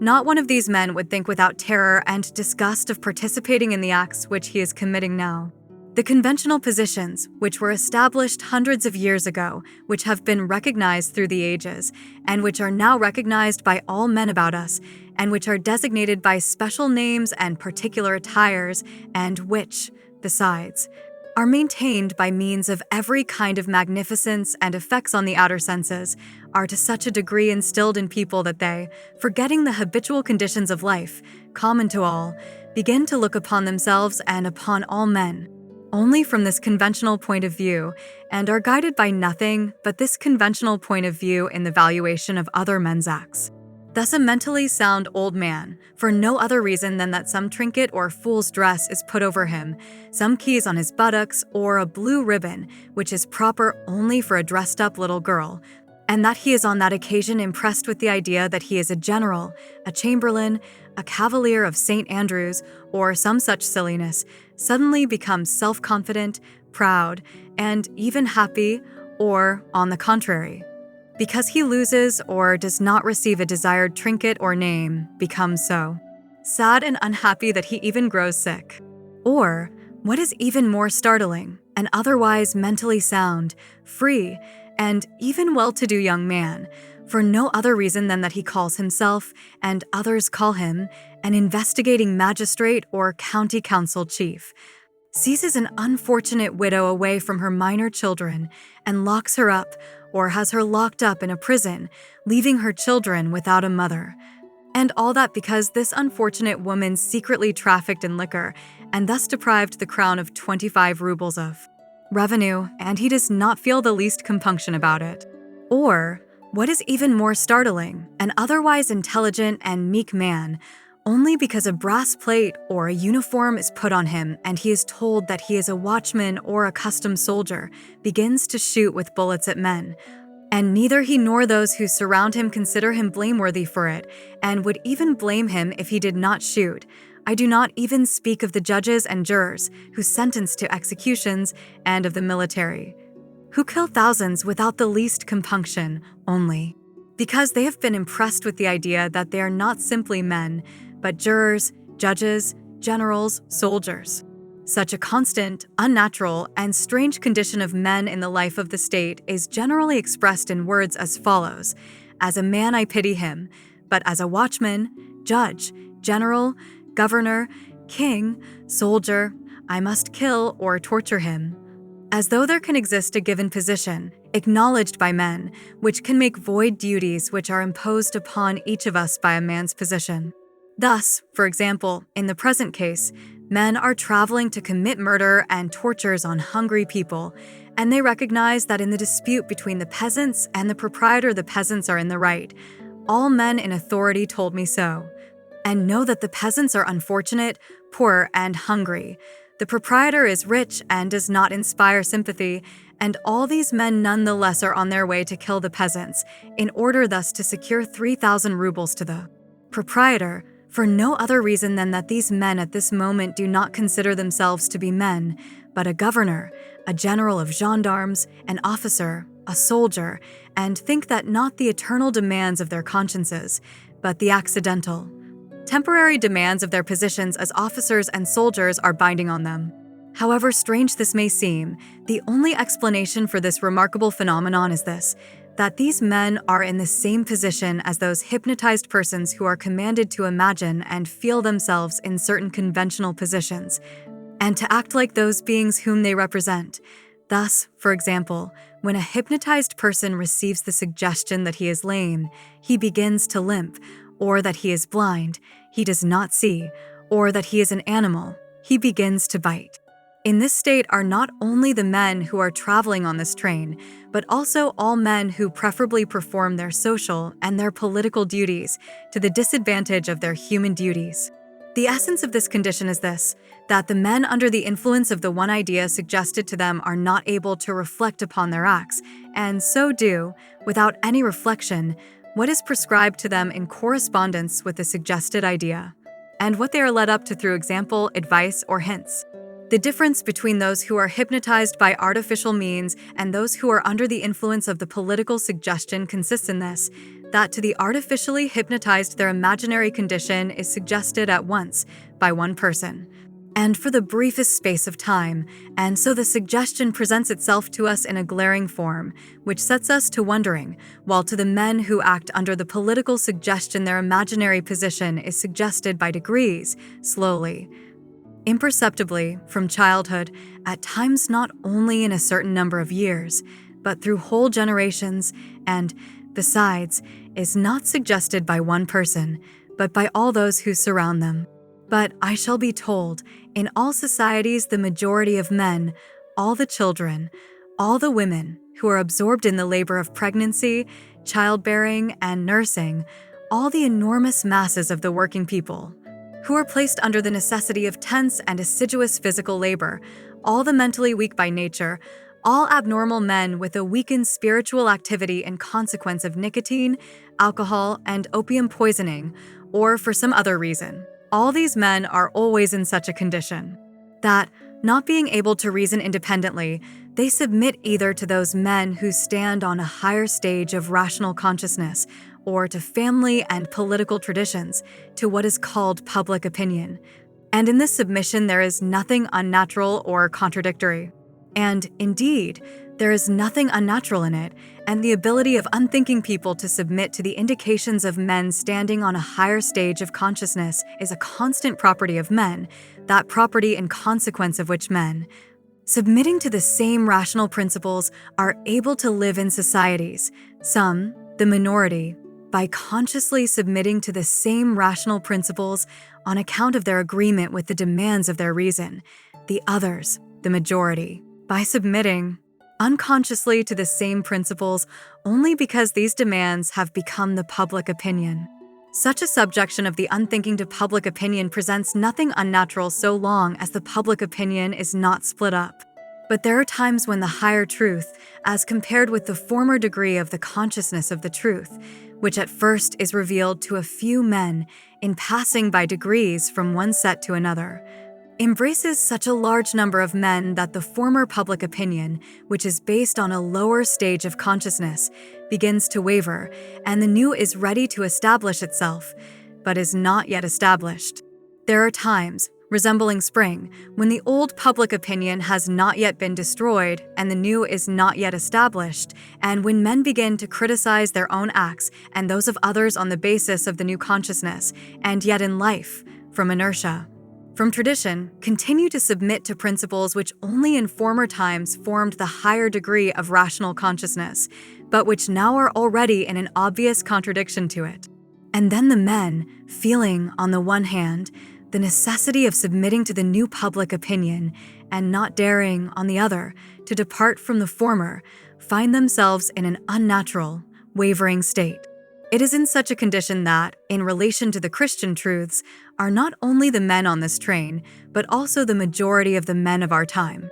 In the same condition are equally the men of the higher classes, who enjoy exclusive, advantageous positions, and the men of the lower classes, who without opposition obey what they are commanded to obey. Some, the men of the ruling classes, who no longer possess any rational explanation for the advantageous positions held by them, are put to the necessity, for the purpose of maintaining these positions, of suppressing in themselves the higher rational faculties of love and of impressing upon themselves the necessity for their exclusive position. The others, the lower classes, who are oppressed by labor and purposely stupefied, are in a constant state of suggestion, which is unflinchingly and constantly produced on them by the men of the higher classes. Only thus can be explained those remarkable phenomena with which our life is filled, and as a striking example of which there presented themselves to me my good, peaceful acquaintances, whom I met on September 9th, and who with peace of mind were traveling to commit a most beastly, senseless, and base crime. If the consciences of these men had not been in some way put to sleep, not one of them would be able to do 1/100th part of what they are getting ready to do, and, in all probability, will do. It cannot be said that they do not have the conscience which forbids them to do what they are about to do, as there was no such conscience in men 400, 300, 200, 100 years ago, when they burned people at the stake, tortured people, and flogged them to death. It exists in all these men, but it is put to sleep in them, in some, the ruling men, who are in exclusive, advantageous positions by means of autosuggestion, as the psychologists call it, in the others. The executors, the soldiers by a direct, conscious suggestion, hypnotization, produced by the upper classes. The conscience is in these men put to sleep, but it exists in them, and through the autosuggestion and suggestion, which hold sway over them, it already speaks in them and may awaken any moment. All these men are in a condition resembling the one a hypnotized man would be in if it were suggested to him and he were commanded to do an act which is contrary to everything which he considers rational and good, to kill his mother or child. The hypnotized man feels himself bound by the suggestion induced in him, and it seems to him that he cannot stop. At the same time, the nearer he comes to the time and the place of the commission of the crime, the stronger does the drowned voice of the conscience rise in him, and he begins to show more and more opposition and to writhe, and wants to wake up.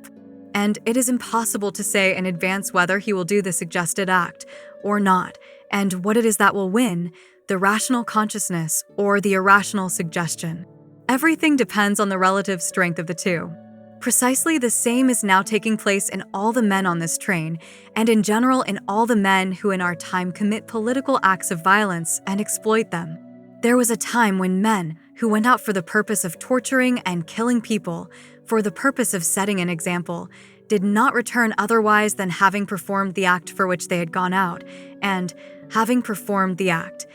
they were not tormented by repentance and doubt, but, having flogged men to death, calmly returned home to their family and petted their children, jested, laughed, and abandoned themselves to quiet domestic pleasures. It did not then occur even to those who gained by these acts of violence, to the landed proprietors and the rich men, that the advantages which they enjoyed had any direct connection with these cruelties. But now it is not so. Men know already, or are very near to knowing, what they are doing and for what purpose they are doing what they are doing. They may shut their eyes and cause their consciences to be inactive, but with eyes unshut and consciences unimpaired they, both those who commit the acts and those who gain by them, no longer can fail to see the significance which these acts have.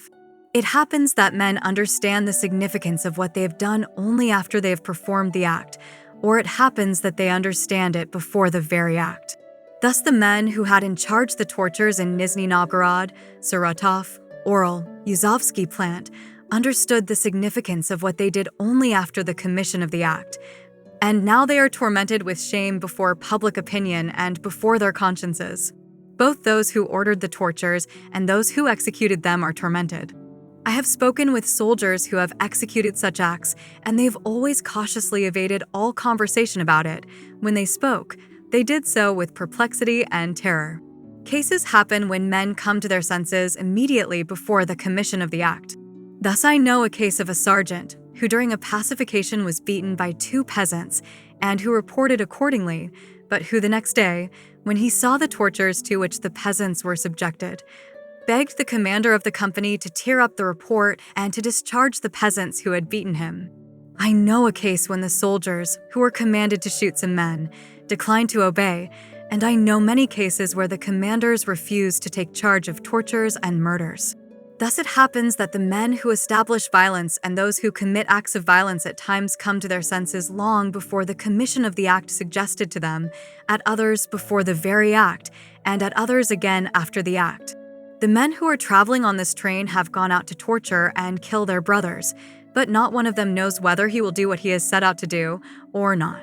No matter how hidden for each of them is the responsibility in this matter, no matter how strong the suggestion may be, in all these men, that they are not men, but governors, rural judges, officers, soldiers, and that as such beings, they may violate their human obligations. The nearer they approach the place of their destination, the stronger will the doubt rise in them whether they should do what they have started out to do, and this doubt will reach the highest degree when they reach the very moment of the execution. The governor, in spite of all the intoxication of the surrounding circumstance, cannot help but reflect for a moment when he has to give his last decisive command concerning the murder or the torture. He knows that the case of the governor of Oral provoked the indignation of the best men of society, and he himself, under the influence of the public opinion of those circles to which he belongs, has more than once expressed his disapproval of it. He knows that the prosecutor, who was to have gone with them,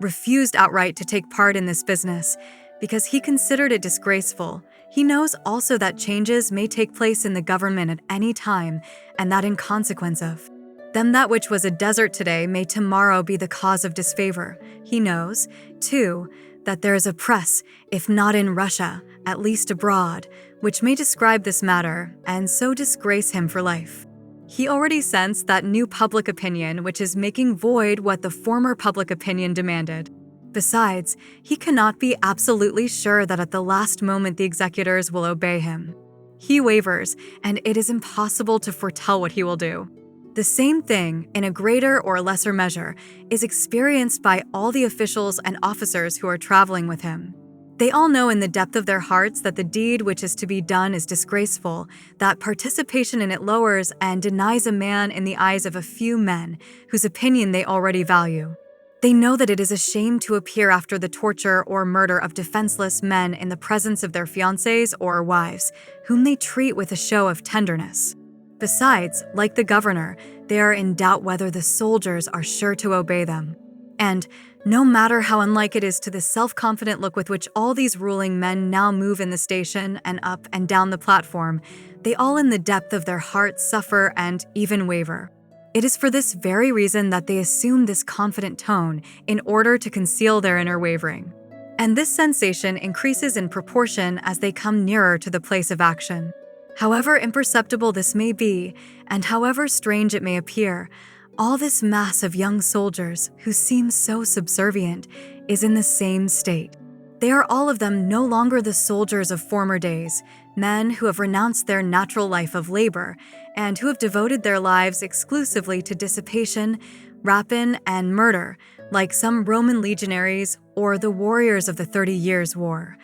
or even the late soldiers of 25 years of service. They are, for the most part, men who have but lately been taken away from their families, all of them full of recollections of that good, natural, and sensible life from which they have been taken away. All these lads, who for the most part come from the country, know what business is taking them out on the train. They know that the proprietors always offend their brothers, the peasants, and that therefore the same thing is taking place here. Besides, the greater half of these men know how to read books, and not all books are those in which the business of war is lauded. There are also those in which its immorality is pointed out. Amidst them frequently serve free-thinking companions, volunteer soldiers, and just such liberal young officers, and into their midst has been thrown the seed of doubt as to the unconditional legality and valor of their activity. It is true, all of them have passed through that terrible, artificial drill, worked out by ages, which kills all independence in a man, and they are so accustomed to mechanical obedience that at the words of command, fire by company, company, fire, and so forth, their guns rise mechanically and the habitual motions take place. But fire will not mean now having fun while shooting at a target, but killing their tormented, offended fathers and brothers who, here they are standing in crowds with their women and children in the street and shouting and waving their hands. Here they are, one of them with a sparse beard, in a patched kaftan and in bast shoes, just like their own fathers at home in the government of Kazan or of Ryazan. Another, with a gray beard and stooping shoulders, carrying a large stick, just like their father's father. Their grandfather, another, a young lad in boots and red shirt, exactly as the soldier who is now to shoot at him was a year ago. And here is a woman in bast shoes and linen skirt, just like mother at home. Are they really going to shoot at them? God knows what each soldier will do during this last moment. One slightest indication as to its not being right, above all as to the possibility of not doing it, one such word, one hint, will be sufficient in order to stop them. All men who are traveling on this train will, when they proceed to execute the deed for which they have set out, be in the same position in which a hypnotized person would be who has received the suggestion to chop a log and, having walked up to what has been pointed out to him as a log and having raised the axe to strike, suddenly sees or is told that it is not a log, but his sleeping brother. He may perform the act suggested to him, and he may wake up before its performance. Even so, all these men may awaken or not. If they do not, as terrible a deed as the one in oral will be done, and in other men the auto-suggestion and the suggestion under which they act will be increased. If they awaken, such a deed will not only not be performed, but many others, upon finding out the turn which the affair has taken, will be freed from that suggestion in which they are, or at least will approach such a liberation. But if not all men traveling on this train shall awaken and refrain from doing the deed which has been begun, if only a few of them shall do so and shall boldly express to other men the criminality of this affair, these few men even may have the effect of awakening all the other men from the suggestion under which they are, and the proposed evil deed will not take place. More than that, if only a few men, who do not take part in this affair, but are only present at the preparations for the same, or who have heard of similar acts previously committed, will not remain indifferent, but will frankly and boldly express their disgust with the participants in these matters, and will point out to them their whole senselessness, cruelty, and criminality, even that will not pass unnoticed. Even so, it was in the present case. A few persons, participants and non-participants in this affair, who were free from suggestion, needed, but at the time when they were getting ready for this affair boldly to express their indignation with tortures administered in other places, and their disgust and contempt for those men who took part in them. In the present Tula affair, a few persons needed, but to express their unwillingness to take part in it. The lady passenger and a few other persons at the station needed, but in the presence of those who were traveling on the train to express their indignation at the act which was about to be committed. One of the regimental commanders, a part of whose troops were demanded for the pacification, needed but to express his opinion that the military cannot be executioners, and thanks to these and certain other, seemingly unimportant, private influences exerted against people under suggestion, the affair would take a different turn, and the troops, upon arriving on the spot, would not commit any tortures, but would cut down the forest and give it to the proprietor. If there should not be in certain men any clear consciousness as to their doing wrong, and if there should be, in consequence of this, no mutual influence of men in the sense, there would take place the same as an oral. But if this consciousness should be even stronger, and so the amount of the interactions even greater than what it was, it is very likely that the governor and his troops would not even dare to cut down the forest in order to give it to the proprietor. If this consciousness had been even stronger and the amount of interactions greater, it is very likely the governor would not even have dared to travel to the place of action. If the consciousness had been stronger still and the amount of interactions even greater, it is very likely that the minister would not have made up his mind to prescribe, and the emperor to confirm such a decree. Everything, consequently, depends on the force with which the Christian truth is cognized by every individual man. And so, it would seem, the activity of all the men of our time, who assert that they wish to continue to the welfare of humanity, should be directed to the increase of the lucidity of the demands of the Christian truth. Section 4. But, strange to say, those very men, who in our time assert more than anyone else that they care for the amelioration of human life, and who are regarded as the leaders in public opinion, affirm that it is not necessary to do that,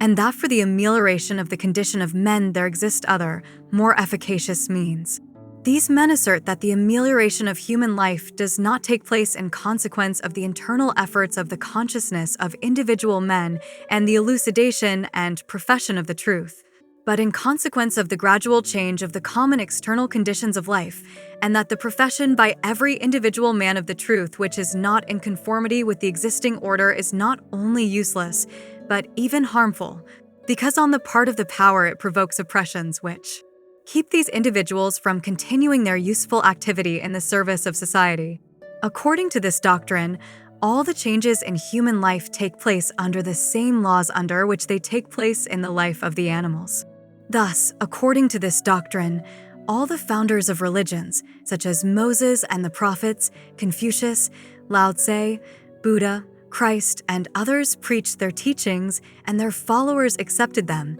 not because they loved truth, elucidated it to themselves, and professed it, but because the political, social, and, above all, economic conditions of the nations among whom these teachings appeared and were disseminated were favorable for their manifestation and diffusion. And so the chief activity of a man wishing to serve society and ameliorate the condition of humanity must, according to this doctrine, be directed, not to the elucidation of the truth and its profession, but to the amelioration of the external political, social, and, above all else, economic conditions. Now the change of these political, social, and economic conditions is accomplished partly by means of serving the government and of introducing into it liberal and progressive principles, partly by contributing to the development of industry and the dissemination of socialistic ideas, and chiefly by the diffusion of scientific education. According to this teaching, it is not important for a man to profess in life the truth that has been revealed to him, and so inevitably be compelled to realize it in life, or at least not to do acts which are contrary to the professed truth. Not to serve the government and not to increase its power, if he considers this power to be deleterious, not to make use of the capitalistic structure, if he considers this structure to be irregular, not to show any respect for various ceremonies, if he considers them to be a dangerous superstition, not to take part in the courts if he considers their establishment to be false, not to serve as a soldier, not to swear, in general, not to lie, not to act as a scoundrel, but without changing the existing forms of life and submitting to them, contrary to his opinion, he should introduce liberalism into the existing institutions, cooperate with industry, the propaganda of socialism, the advancement of what is called the sciences, and the diffusion of culture. According to this theory, is it possible, though remaining a landed proprietor, a merchant, a manufacturer, a judge, an official, receiving a salary from the government, a soldier, an officer, to be, withal, not only a humane man, but even a socialist and revolutionist? Hypocrisy, which formerly used to have a religious foundation in the doctrine about the fall of the human race, about redemption, and about the church, in this teaching received in our time a new scientific foundation. And so has caught in its net all those men who, from the degree of their development, can no longer fall back on the religious hypocrisy. Thus, if formerly only a man who professed the ecclesiastic religious doctrine could, considering himself with it pure from every sin, take part in all kinds of crimes committed by the government and make use of them, so long as he at the same time fulfilled the external demands of his profession, now all men who do not believe in the church Christianity have the same kind of a worldly scientific basis for recognizing themselves as pure and even highly moral men, in spite of their participation in the evil deeds of the state and of their making use of them. There lives, not in Russia alone, but anywhere you please, in France, England, Germany, America, a rich landed proprietor, and for the right which he gives to certain people living on his land, to draw their sustenance from it. He fleeces these for the most part hungry people to their fullest extent. This man's right to the possession of the land is based on this, that at every attempt of the oppressed people at making use of the lands which he considers his own, without his consent, there arrive some troops which subject the men who have seized the lands to tortures and extermination. One would think that it is evident that a man who lives in this manner is an egotistical being and in no way can call himself a Christian or a liberal. It would seem to be obvious that the first thing such a man ought to do, if he only wants in some way to come near to Christianity or to liberalism, would be to stop plundering and ruining men by means of his right to the land, which is supported by murders and tortures practiced by the government. Thus it would be if there did not exist the metaphysics of hypocrisy, which says that from a religious point of view the possession or non-possession of the land is a matter of indifference as regards salvation, and that from the scientific point of view the renunciation of the ownership of land would be a useless personal effort, and that the cooperation with the good of men is not accomplished in this manner, but through the gradual change of external forms. And so this man, without the least compunction and without any misgivings as to his being believed, arranges an agricultural exhibition or a temperance society, or through his wife and children sends jackets and soup to 3 old women and in his family. In drawing rooms, committees, the press, boldly preaches the gospel or humane love of one's neighbor in general, and of that working agricultural class in particular, which he constantly torments and oppresses. And the men who are in the same condition with him believe him, praise him, and with him solemnly discuss the questions as to what measures should be used for the amelioration of the condition of the working masses, on the spoliation of whom their life is based, inventing for the purpose all kinds of means, except the one without which no amelioration of the people's condition is possible, of ceasing to take away from these people the land, which is necessary for their maintenance. A most striking example of such hypocrisy is to be found in the measures taken last year by the Russian landed proprietors in the struggle with the famine, which they themselves had produced, and which they immediately set out to exploit, when they not only sold the corn at the highest possible price, but even sold to the freezing peasants as fuel the potato tops at 5 rubles per desiatina. Or there lives a merchant whose whole commerce, like any commerce, is based on a series of rascalities, by means of which, exploiting the ignorance and need of men, articles are bought of them below their value, and, again exploiting the ignorance, need, and temptation of men, are sold back at prices above their value. It would seem to be obvious that a man whose activity is based on what in his own language is called rascality, so long as these same acts are performed under different conditions, ought to be ashamed of his position and is by no means able, continuing to be a merchant, to represent himself as a Christian or a liberal. But the metaphysics of hypocrisy says to him that he may pass for a virtuous man, even though continuing his harmful activity. A religious man need only be believed, but a liberal has only to cooperate with the change of external conditions, the progress of industry. And so this merchant, who frequently, in addition, performs a whole series of direct rascalities by selling bad wares for good ones, cheating in weights and measures, or trading exclusively in articles which are pernicious to the people's health, such as wine or opium, boldly considers himself and is considered by others, so long as he in business does not directly cheat his fellows in deception, that is, his fellow merchants, to be a model of honesty and conscientiousness. If he spends 1,000th of the money stolen by him on some public institution, a hospital, a museum, an institution of learning, he is also regarded as a benefactor of those very people on the deception and corruption of whom all his fortune is based. But if he contributes part of his stolen money to a church and for the poor, he is regarded even as a model Christian. Or there lives a manufacturer whose whole income consists of the pay which is taken away from the workmen, and whose whole activity is based on compulsory, unnatural labor, which ruins whole generations of men. It would seem to be obvious that, first of all, if this man professes any Christian or liberal principles, he must stop ruining human lives for the sake of his profit. But according to the existing theory, he is contributing to industry, and he must not. It would even be injurious to men and to society. Stop his activity. And here this man, the cruel slaveholder of thousands of men, building for those who have been crippled while working for him little houses with little gardens 5 feet square, and a savings bank, and a poorhouse and a hospital,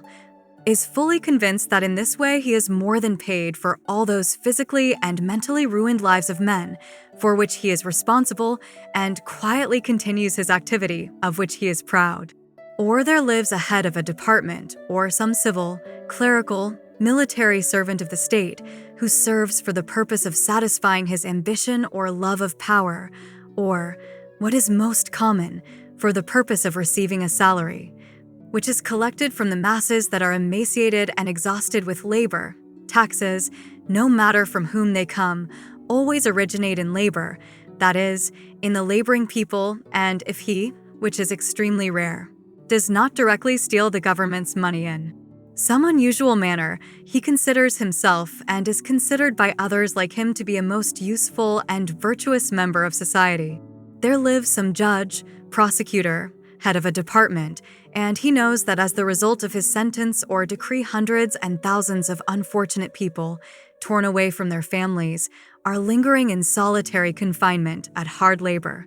going mad and killing themselves with shards of glass or starving to death. He knows that these thousands of people have thousands of mothers, wives, children who are suffering from the separation, are deprived of the possibility of meeting them, are disgraced, vainly implore forgiveness or even alleviation of the fates of their fathers, sons, husbands, brothers. And the judge or head of a department is so hardened in his hypocrisy that he himself and his like and their wives and relatives are firmly convinced that he can with all this be a very good and sensitive man. According to the metaphysics of hypocrisy, it turns out that he is doing useful public work. And this man, having ruined hundreds, thousands of men who curse him and who are in despair, thanks to his activity, believing in the good and in God, with a beaming, benevolent smile on his smooth face, goes to Mass, hears the gospel, makes liberal speeches, pets his children, preaches to them morality, and feels meek of spirit in the presence of imaginary sufferings. All these men and those who live on them, their wives, teachers, children, cooks, actors, jockeys, and so forth, live by the blood which in one way or another, by one class of leeches or by another, is sucked out of the working people. Thus they live,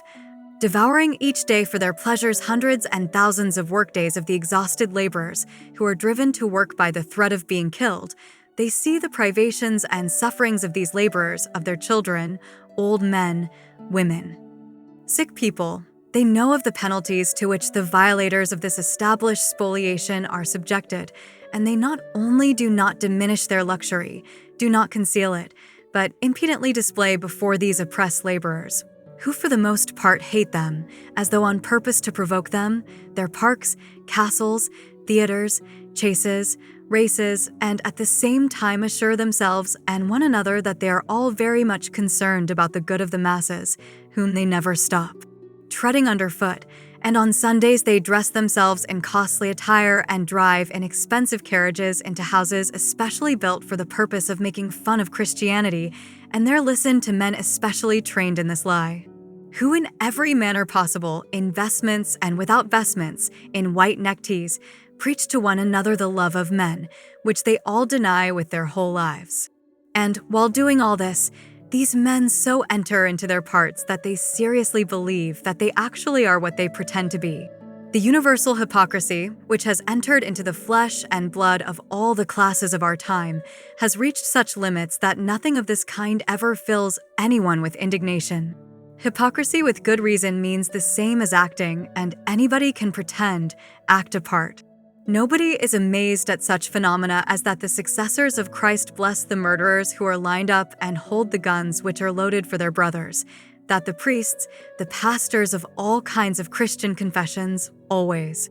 as inevitably as the executioners, take part in executions, with their presence recognizing the murder as compatible with Christianity. At an electrocution in America, a preacher was present. Lately, there was an international prison exhibition in St. Petersburg where implements of torture were exhibited, such as manacles, models of solitary cells, that is, worse implements of torture than knouts and rods. And sensitive gentlemen and ladies went to look at all this, and they enjoyed the sight. Nor is anyone surprised at the way the liberal science proves, by the side of the assumption of equality, fraternity, liberty, the necessity of an army, of executions, custom houses, the censorship, the regulation of prostitution, the expulsion of cheap labor, and the prohibition of immigration, and the necessity and justice of colonization, which is based on the poisoning, plundering, and destruction of whole tribes of men who are called savage, and so forth.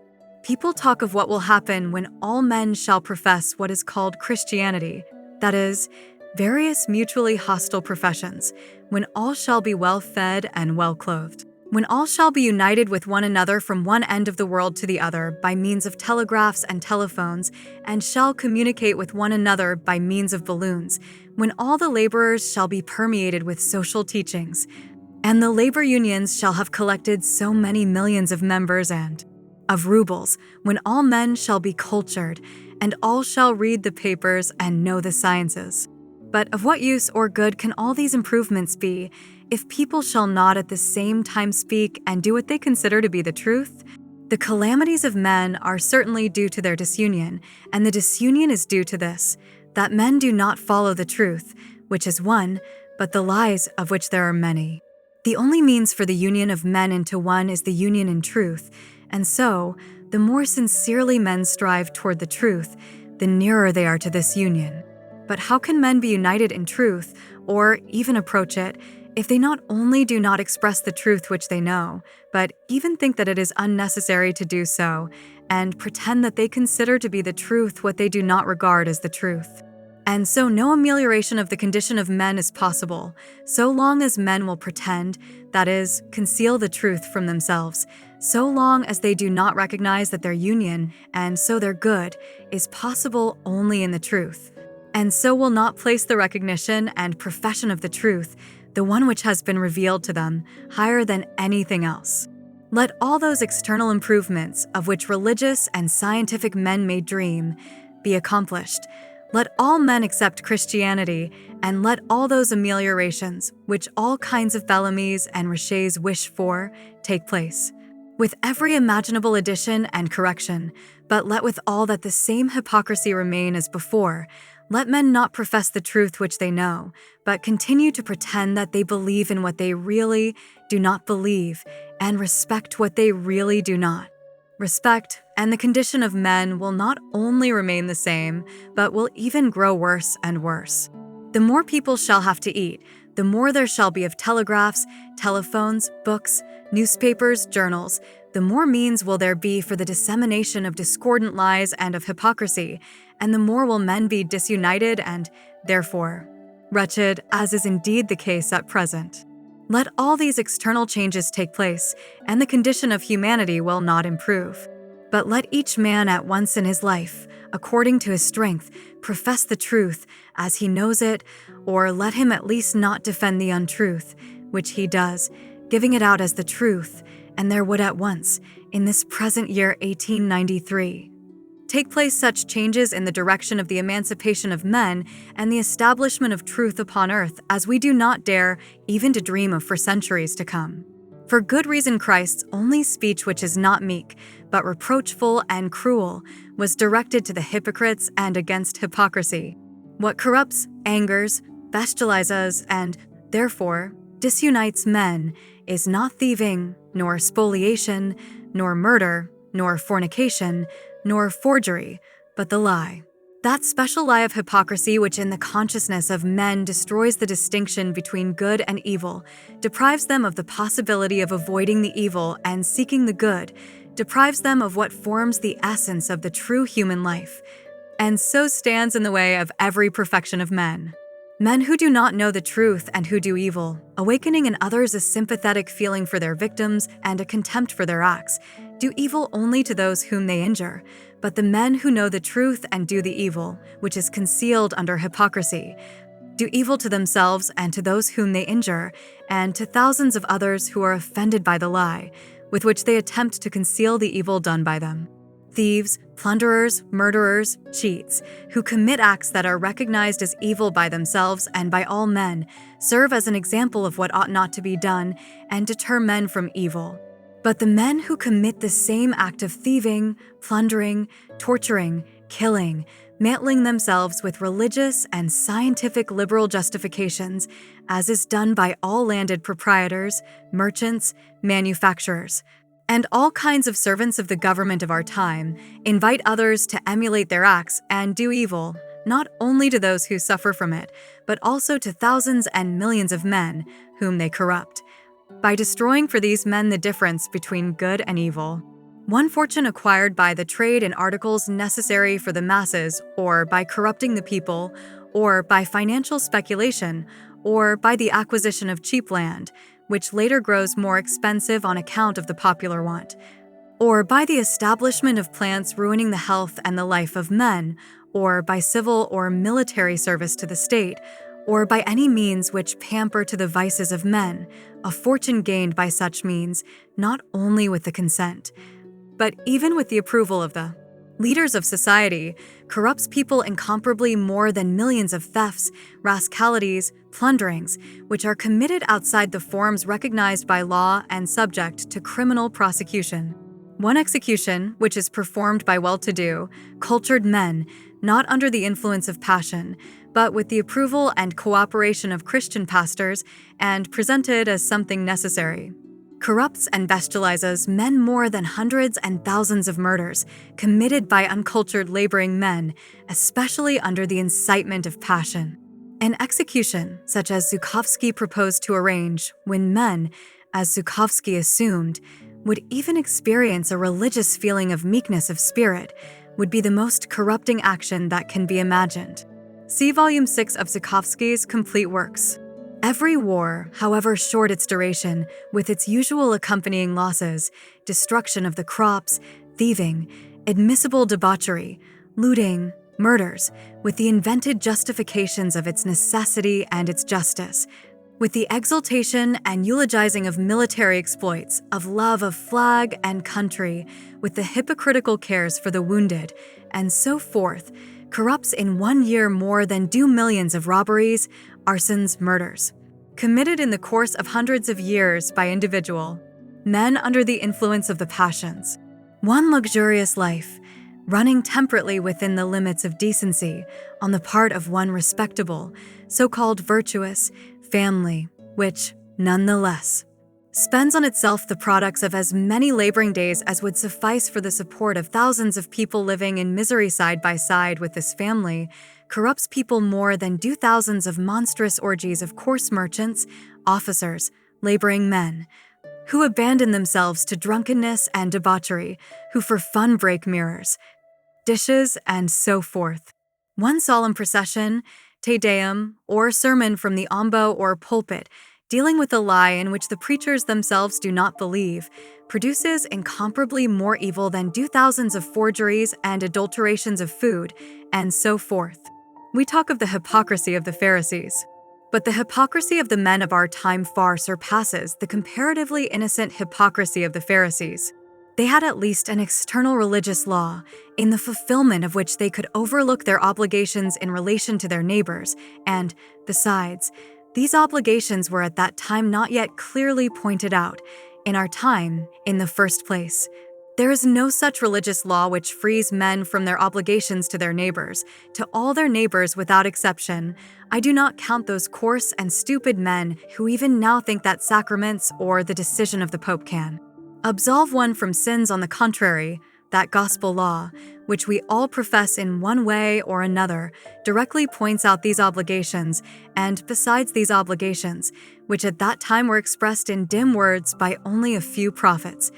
are now expressed so clearly that they have become truisms, which are repeated by gymnasiasts and writers of feuilletons. And so the men of our time, it would seem, cannot possibly pretend that they do not know these their obligations. The men of our time, who exploit the order of things which is supported by violence, and who at the same time assert that they are very fond of their neighbors, and entirely fail to observe that they are with their whole lives doing evil to these their neighbors, are like a man who has incessantly robbed people, and who, being finally caught with his knife raised over his victim, who is calling for aid in a desperate voice, should assert that he did not know that what he was doing was unpleasant for him whom he was robbing and getting ready to kill. Just as this robber and murderer cannot deny what is obvious to all men, so, it would seem, it is impossible for the men of our time, who live at the expense of the sufferings of oppressed men, to assure themselves and others that they wish for the good of those men whom they rob incessantly, and that they did not know in what manner they acquire what they use as their own. It is impossible for us to believe that we do not know of those 100,000 men in Russia alone who are always locked up in prisons and at hard labor for the purpose of securing our property and our peace, and that we do not know of those courts, in which we ourselves take part, and which in consequence of our petitions sentence the men who assault our property or endanger our security to imprisonment, deportation, and hard labor, where the men, who are in no way worse than those who sentence them, perish, and are corrupted, that we do not know that everything we have only because it is acquired and secured for us by means of murders and tortures. We cannot pretend that we do not see the policeman who walks in front of the windows with a loaded revolver, defending us while we eat our savory dinner or view a new performance, or those soldiers who will immediately go with their guns and loaded cartridges to where our property will be violated. We certainly know that if we shall finish eating our dinner, or seeing the latest drama, or having our fun at a ball, at the Christmas tree, at the skating, at the races, or at the chase, we do so only thanks to the bullet in the policeman's revolver and in the soldier's gun, which will at once bore a hole through the hungry stomach of the dispossessed man who, with watering mouth, is staying around the corner and watching our amusements, and is prepared to violate them the moment the policeman with the revolver shall go away, or as soon as there shall be no soldier in the barracks ready to appear at our first call. And so, just as a man caught in broad daylight in a robbery can in no way assure all men that he did not raise his hand over the man about to be robbed by him, in order to take his purse from him, and did not threaten to cut his throat, so we, it would seem, cannot assure ourselves and others that the soldiers and policemen with the revolvers are all about us, not in order to protect us, but to defend us against external enemies, for the sake of order, for ornament, amusement, and parades, and that we did not know that men do not like to starve, having no right to make a living off the land on which they live, do not like to work underground, in the water, in hellish heat, from 10 to 14 hours a day and in the night, in all kinds of factories and plants for the purpose of manufacturing articles for our enjoyment. It would seem to be impossible to deny that which is so obvious. And yet it is precisely what is being done. Though there are among the rich some honest people, fortunately I meet more and more of them, especially among the young and among women, who, at the mention of how and with what their pleasures are bought, do not try to conceal the truth and grasp their heads and say, "Oh, do not speak of it." If it is so, it is impossible to go on living, though there are such sincere people who, unable to free themselves from their sin, nonetheless see it. The vast majority of the men of our time have so entered into their role of hypocrisy that they boldly deny what is so startlingly obvious to every seeing person. All this is unjust, they say. Nobody compels the people to work for the proprietors and in factories. This is a question of free agreement. Large possessions and capital are indispensable because they organize labor and give work to the laboring classes, and the work in the factories and plants is not at all as terrible as you imagine it to be. If there are some abuses in the factories, the government and society will see to it that they be removed and that the work be made still more easy and even more agreeable for the laborers. The working people are used to physical labor and so far not good for anything else. The poverty of the masses is not at all due to the ownership of land, nor to the oppression of capital, but to other causes. It is due to the ignorance, the coarseness, the drunkenness of the masses. We, the men of state, who are counteracting this impoverishment by wise enactments, and we, the capitalists, who are counteracting it by the dissemination of useful inventions, we, the clergy, by religious instruction, and we, the liberals, by the establishment of labor unions, the increase and diffusion of knowledge, in this manner, without changing our position,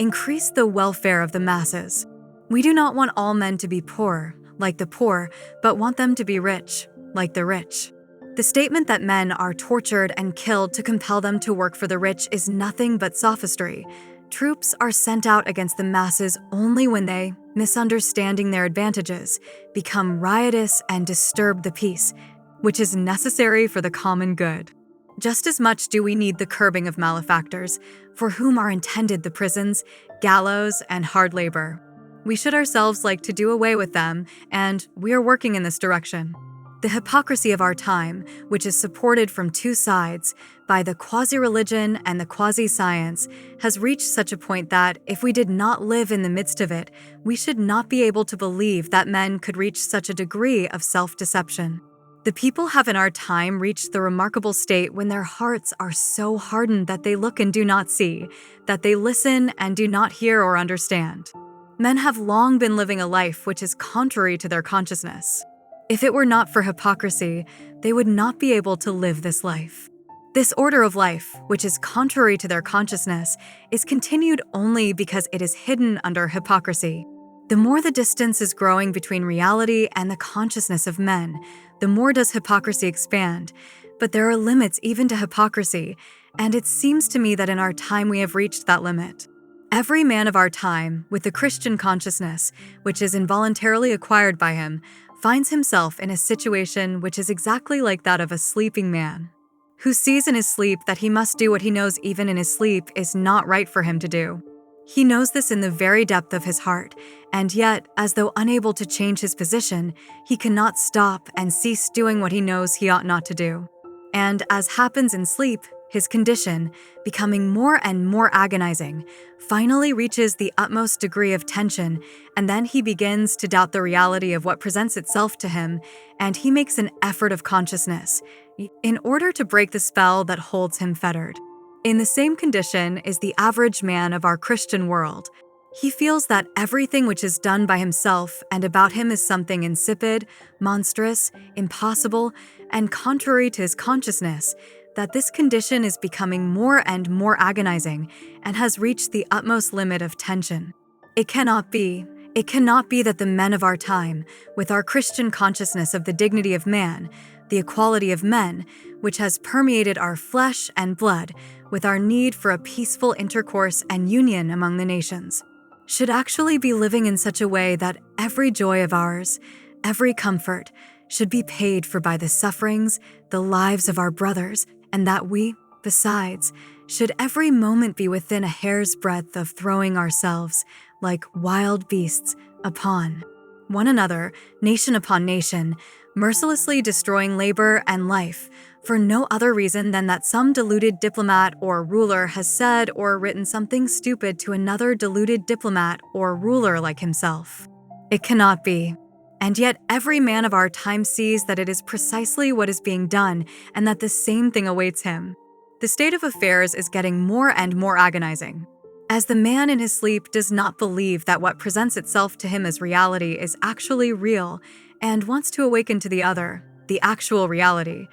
so also the average man of our time cannot in the depth of his heart believe that the terrible state in which he is, and which is getting worse and worse, is the reality, and he wants to awaken to the actual reality,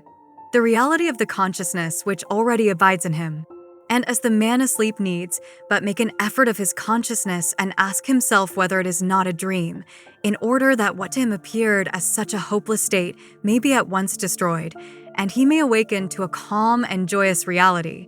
Even so, the modern man needs only make an effort of his consciousness, needs only doubt in the reality of what his own and the surrounding hypocrisy presents to him, and ask himself whether it is not all a deception, in order that he may immediately feel himself at once passing over, like the awakened man, from the imaginary, terrible world to the real, to the calm and joyous reality. This man need not perform any acts or exploits, but has only to make an internal effort of consciousness. Section 5. Cannot man make this effort? According to the existing theory, indispensable for hypocrisy, man is not free and cannot change his life. Man cannot change his life because he is not free. He is not free because all of his acts are conditioned by previous causes. No matter what a man may do, there always exist these or those causes, from which the man has committed these or those acts, and so man cannot be free and himself change his life,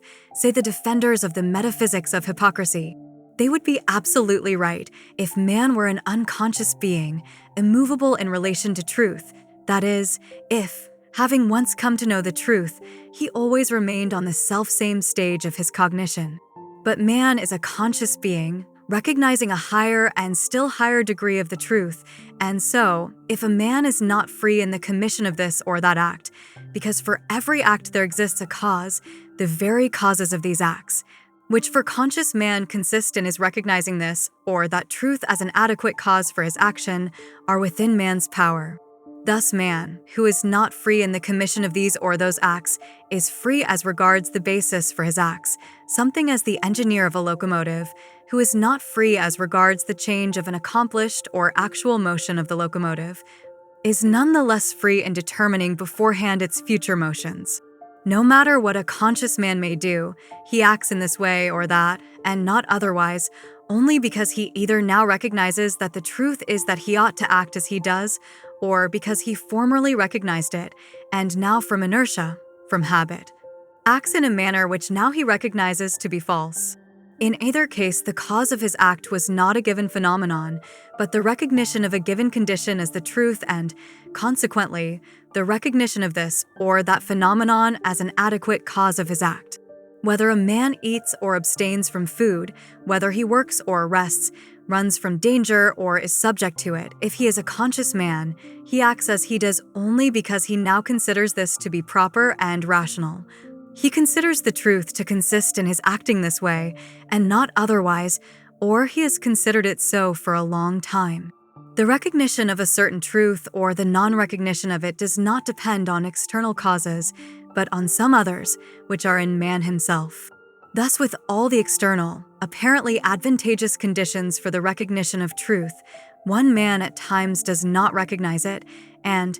on the contrary, another, under all the most unfavorable conditions, without any apparent cause, does recognize it. As it says in the Gospel, "No man can come to me, except the Father draw him," John 6 verse 44, that is, the recognition of the truth, which forms the cause of all the phenomena of human life, does not depend on external phenomena, but on some internal qualities of man which are not subject to his observation. And so a man, who is not free in his acts, always feels himself free in what serves as the cause of his actions, in the recognition or non-recognition of the truth, and feels himself free, not only independently of external conditions taking place outside him, but even of his own acts. Thus a man, having under the influence of passion committed an act which is contrary to the cognized truth, nonetheless remains free in its recognition or non-recognition. That is, he can, without recognizing the truth, regard his act as necessary and justify himself in its commission, and can, by recognizing the truth, consider his act bad and condemn it in himself. Thus a gambler or a drunkard, who has not withstood temptation and has succumbed to his passion, remains nonetheless free to recognize his gambling or his intoxication either as an evil or as an indifferent amusement. In the first case, he, though not at once, frees himself from his passion the more, as he the more sincerely recognizes the truth. In the second, he strengthens his passion and deprives himself of every possibility of liberation. Even so, a man who could not stand the heat and ran out of a burning house without having saved his companion remains free by recognizing the truth that a man must serve the lives of others at the risk of his own life, to consider his act bad, and so to condemn himself for it,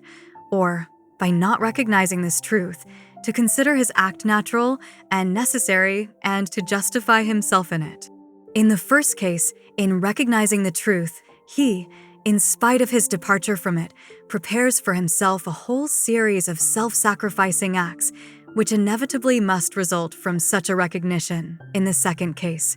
he prepares a whole series of egotistical acts which are opposed to the first. Not that a man is always free to recognize every truth or not. There are truths which have long ago been recognized by a man himself or have been transmitted to him by education and tradition and have been taken by him on faith, the execution of which has become to him a habit, a second nature. And there are truths which present themselves to him indistinctly in the distance. A man is equally unfree in the non-recognition of the first and the recognition of the second. But there is a third class of truths which have not yet become for man an unconscious motive for his activity, but which at the same time have already revealed themselves to him with such lucidity that he cannot evade them, and must inevitably take up this or that relation to them by recognizing or not recognizing them. It is in relation to these same truths that man's freedom is manifested. Every man finds himself in his life in relation to truth in the position of a wanderer who walks in the dark by the light of a lantern moving in front of him.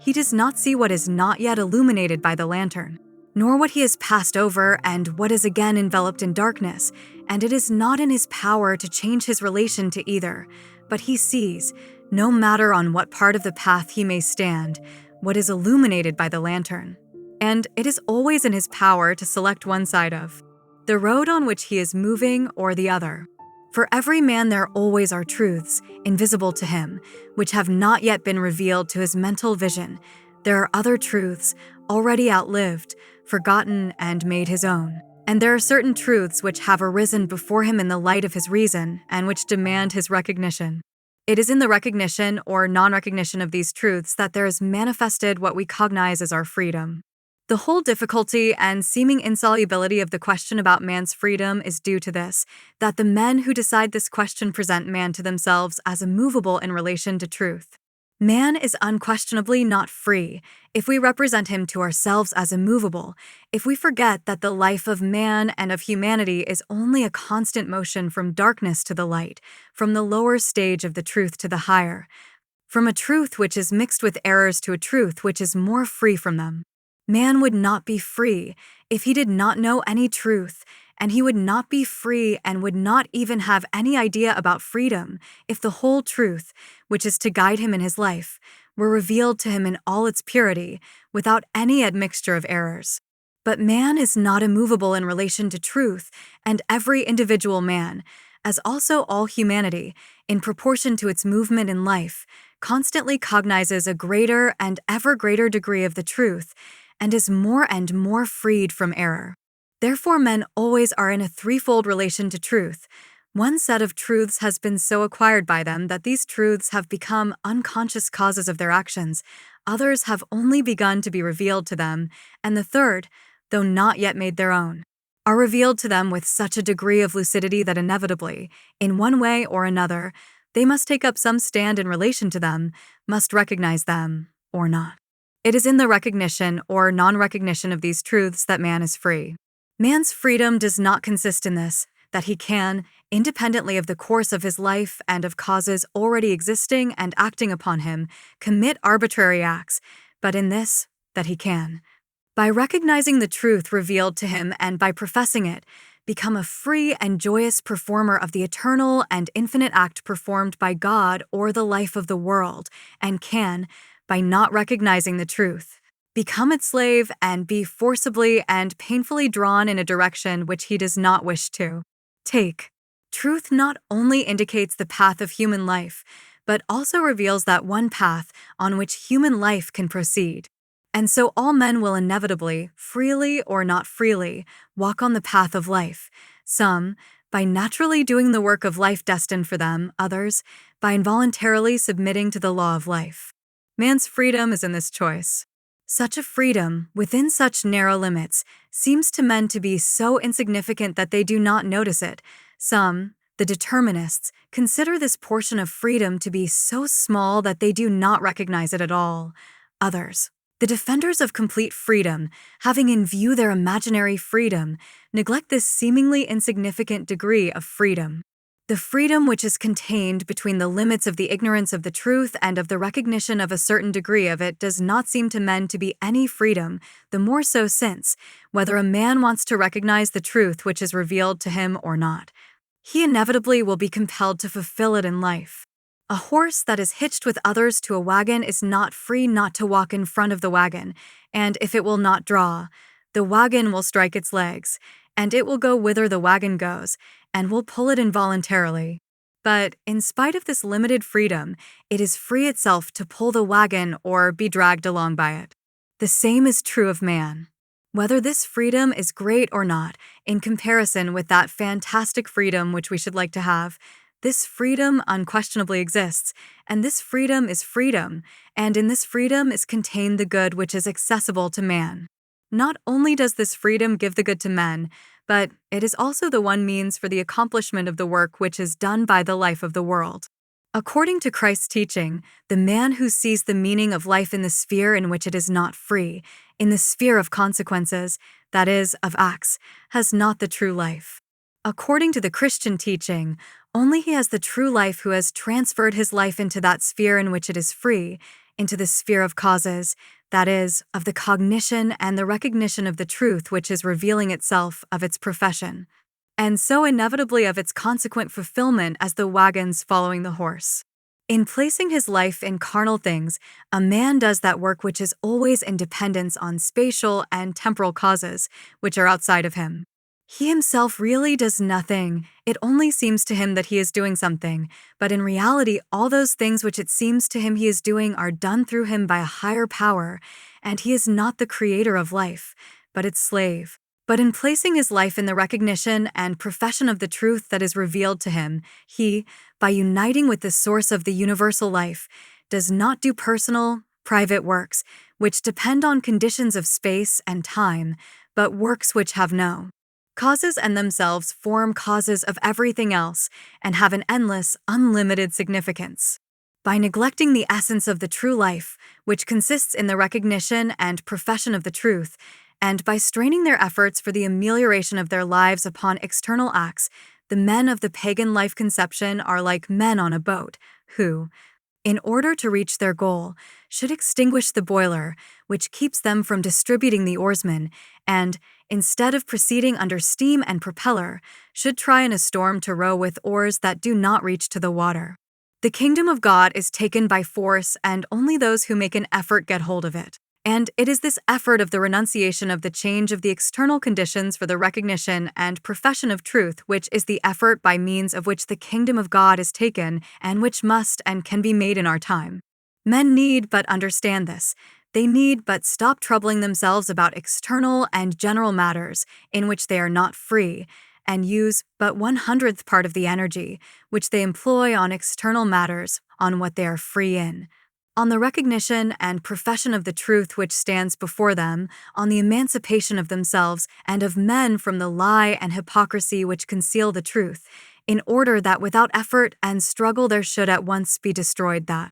false structure of life which torments people and threatens them with still worse calamities, and that there should be realized that kingdom of God, or at least that first step of it, for which men are already prepared according to their consciousness. Just as one jolt is sufficient for a liquid that is saturated with salt suddenly to become crystallized, thus, perhaps, the smallest effort will suffice for the truth, which is already revealed to men, to take hold of hundreds, thousands, millions of men, for a public opinion to be established to correspond to the consciousness, and, in consequence of its establishment, for the whole structure of the existing life to be changed. And it depends on us to make this effort. If every one of us would only try to understand and recognize the Christian truth which surrounds us on all sides in the most varied forms and begs for admission into our souls, if we only stopped lying and pretending that we do not see that truth, or that we wish to carry it out, only not in what it first of all demands of us, if we only recognize the truth which calls us and boldly professed it, we should immediately see that hundreds, thousands, millions of men are in the same condition. That we are in, that they see the truth just as we do, and that, like us, they are only waiting for others to recognize it. If men only stopped being hypocritical, they would see at once that the cruel structure of life, which alone binds them and which presents itself to them as something firm, indispensable, and sacred, as something established by God,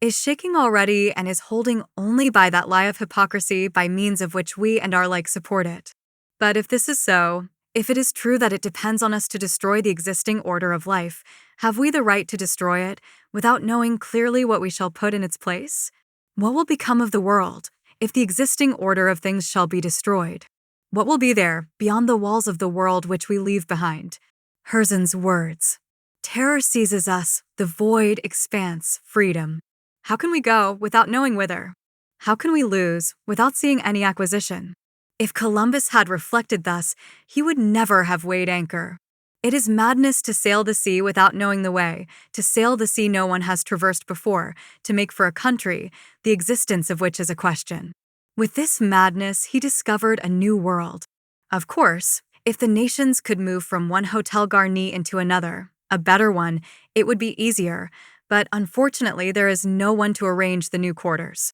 In the future it is worse than on the sea. There is nothing. It will be what circumstances and men make it. If you are satisfied with the old world, try to preserve it. It is very decrepit and will not last long. But if it is unbearable for you to live in an eternal discord between convictions and life, to think one thing and do another, come up from under the whited medieval vaults at your risk.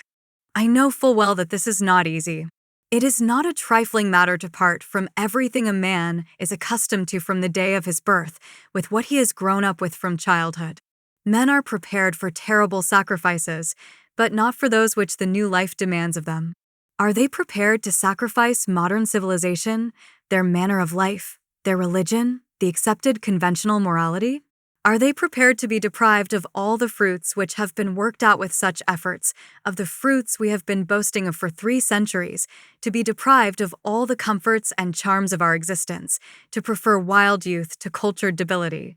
to break up their inherited palace from the mere pleasure of taking part in laying the foundation for the new house, which will, no doubt, be built after us? Thus spoke, almost half a century ago, a Russian author who with his penetrating mind even at that time saw very clearly what now is seen by the least reflecting man of our time, the impossibility of continuing life on its former foundations, and the necessity for establishing some new forms of life. From the simplest, lowest, worldly point of view, it is already clear that it is madness to remain under the vault of a building which does not sustain its weight, and that it is necessary to leave it. Indeed, it is hard to imagine a state which is more wretched than the one in which is now the Christian world, with its nations armed against each other, with the ever-growing taxes for the support of these ever-growing armaments,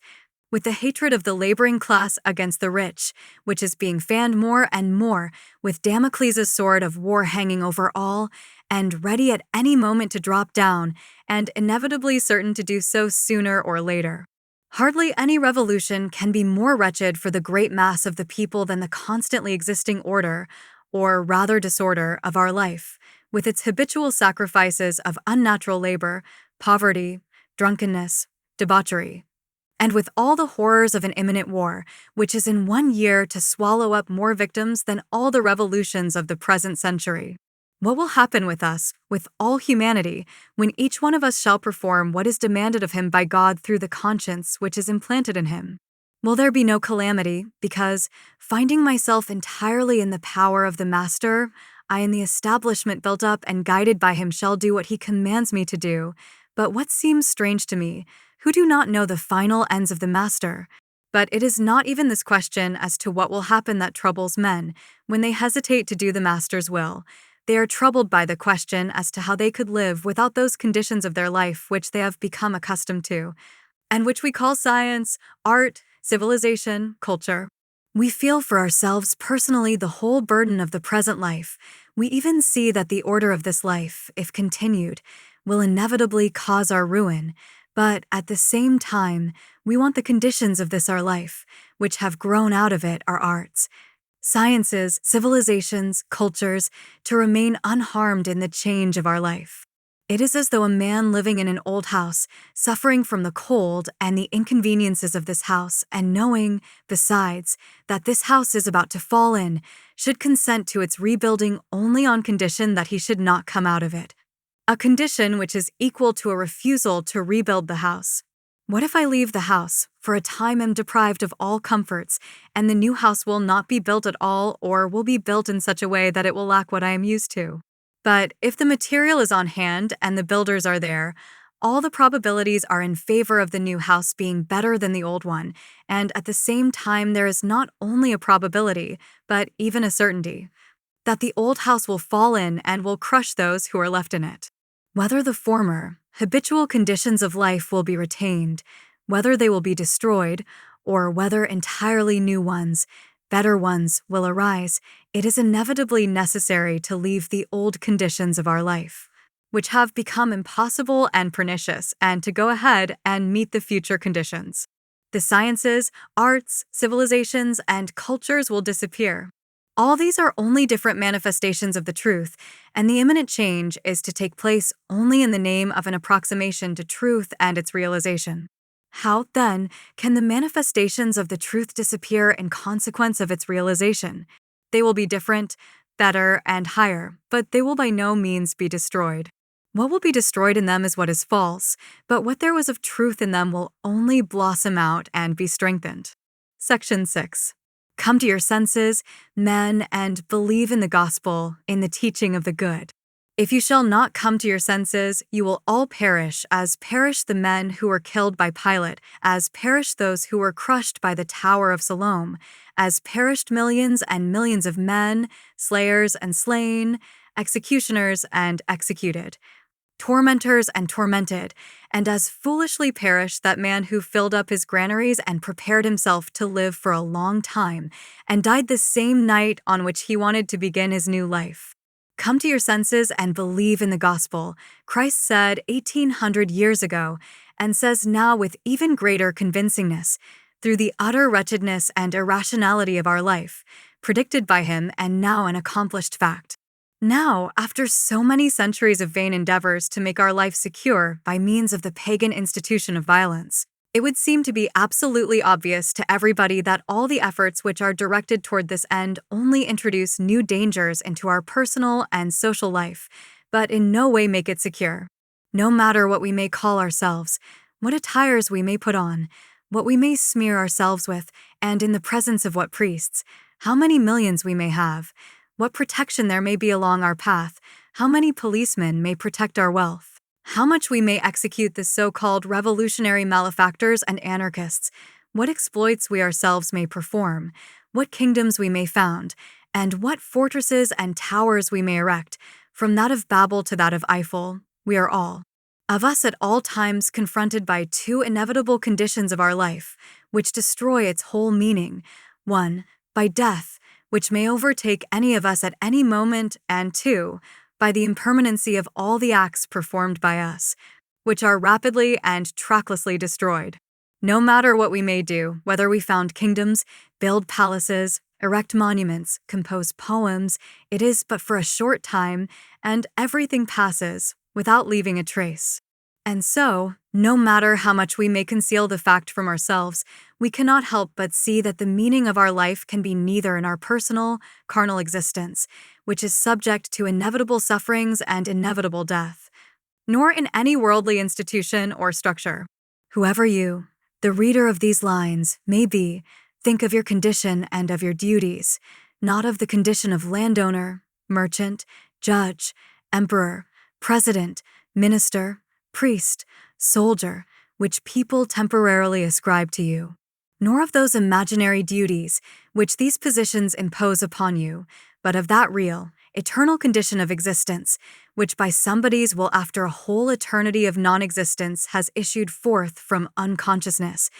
and at any moment by somebody's will may return to where you come from. Think of your duties, not of your imaginary duties as a landowner to your estate, of a merchant to your capital, of an emperor, minister, official to the state, but of those real duties of yours, which result from your real condition of existence, which is called into life and is endowed with reason and love. Are you doing what is demanded of you by him who has sent you into the world, and to whom you will very soon return? Are you doing what he is demanding of you? Are you doing what is right when, being a landowner, manufacturer, you take away the productions of labor from the poor, building up your life on this spoliation, or when, being a ruler, a judge, you do violence to people and sentence them to capital punishment, or when, being a soldier, you prepare yourself for wars and wage war, plunder and kill? You say that the world is constructed that way, that this is unavoidable, that you are not doing this of your own will, but that you are compelled to do so. But is it possible that the aversion for human sufferings, for tortures, for the killing of men should be so deeply implanted in you, that you should be so imbued with the necessity for loving men and the still more potent necessity of being loved by them, that you should clearly see that only with the recognition of the equality of all men, with their mutual service, is possible the realization of the greatest good which is accessible to men, that your heart, your intellect, the religion professed by you should tell you the same, that science should tell you the same, and that, in spite of it, you should be by some very dim, complex considerations compelled to do what is precisely opposed to it, that, being a landowner or a capitalist, you should be compelled to construct all your life on the oppression of the masses, or that, being an emperor or a president, you should be compelled to command troops, that is, to be the leader and guide of murderers, or that, being a government official, you should be compelled by violence to take from poor people their hard-earned money in order to use it yourself and give it to the rich? Or that, being a judge, a juror, you should be compelled to sentence erring men to tortures and to death, because the truth has not been revealed to them? Or that, a thing on which all the evil of the world is chiefly based, you, every young man, should be compelled to become a soldier and,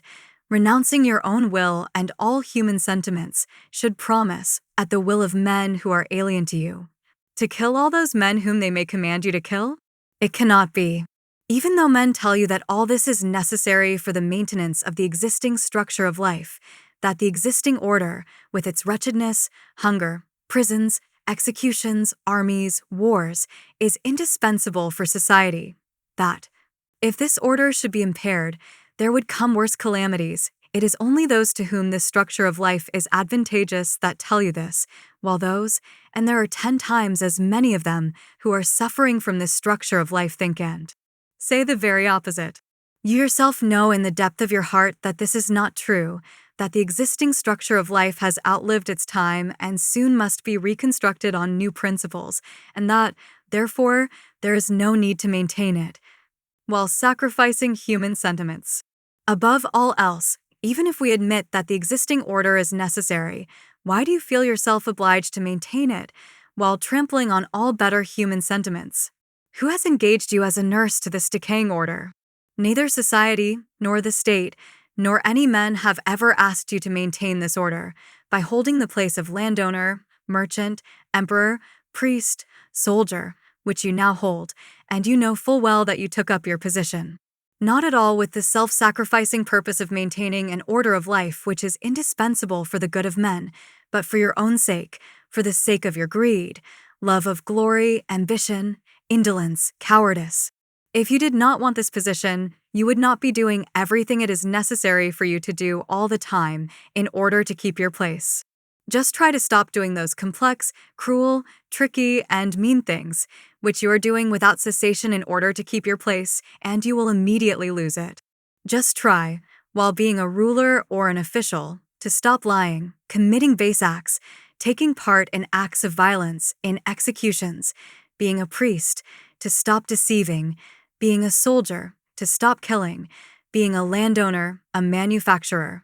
to stop protecting your property by means of the courts and of violence, and you will at once lose the position which, you say, is imposed upon you, and which, you say, weighs heavily upon you. It cannot be that a man should be placed against his will in a position which is contrary to his consciousness. If you are in this position, it is not because that is necessary for anybody, but because you want it. And so, knowing that this position is directly opposed to your heart, your reason, your faith, and even to science, in which you believe, you cannot help but meditate on the question as to whether you are doing right by staying in this position and, above all, by trying to justify it. You might be able to risk making a mistake if you had time to see and correct your mistake, and if that in the name of which you should take your risk had any importance. But when you know for certain that you may vanish any second, without the slightest chance of correcting the mistake, either for your own sake or for the sake of those whom you will draw into your error, and when you know, besides, that, no matter what you may do in the external structure of the world, it will disappear very soon, and just as certainly as you yourself, without leaving any trace, it is obvious to you that you have no reason to risk such a terrible mistake. This is all so simple and so clear, if only we did not with hypocrisy bedim the truth which is revealed to us. Share with others what you have. Do not amass any wealth. Do not glorify yourself. Do not plunder. Do not torture. Do not kill anyone. Do not do unto others what you do not wish to have done to yourself, was said, not 1800, but 5,000 years ago, and there could be no doubt as to the truth of this law. If there were no hypocrisy, it would have been impossible, if not to do so, at least not to recognize that we ought always to do so, and that he who does not do so is doing wrong. But you say that there also exists a common good, for which it is possible and necessary to depart from these rules. For the common good it is right to kill, torture, rob. It is better for one man to perish than that a whole nation should perish, you say, like Caiaphas, and you sign 1, 2, 3 death warrants. Load your gun for that man who is to perish for the common good. Put him in prison. Take away his property. You say that you do these cruel things because you feel yourself to be a man of society, the state, under obligation to serve it and to carry out its laws, a landowner, a judge, an emperor, a soldier. But, besides your belonging to a certain state and the obligations resulting therefrom, you also belong to the infinite life of the world and to God, and have certain obligations resulting from this relation. And as your duties, which result from your belonging to a certain family, a certain society, are always subordinated to the higher duties, which result from your belonging to the state, so also your obligations, which result from your belonging to the state, must necessarily be subordinated to the duties which result from your belonging to the life of the world, to God. And as it would be senseless to cut down the telegraph posts in order to provide fuel for the family or society and to increase its well-being, because this would violate the laws which preserve the good of the state, so it would be senseless, for the purpose of making the state secure and increasing its well-being, to torture, execute, kill a man, because this violates the unquestionable laws which preserve the good of the world. Your obligations, which result from your belonging to the state, cannot help but be subordinated to the higher eternal duty, which results from your belonging to the infinite life of the world, or to God, and cannot contradict them. As Christ's disciples said 1800 years ago, whether it be right in the sight of God to hearken unto you more than unto God, judge ye. Acts 4 verse 19, and we ought to obey God rather than men. Acts 5 verse 29. You are assured that, in order not to violate the constantly changing order, which was yesterday established by some men in some corner of the world, you must commit acts of torture and murder separate men who violate the eternal, invariable order of the universe, which was established by God or by reason.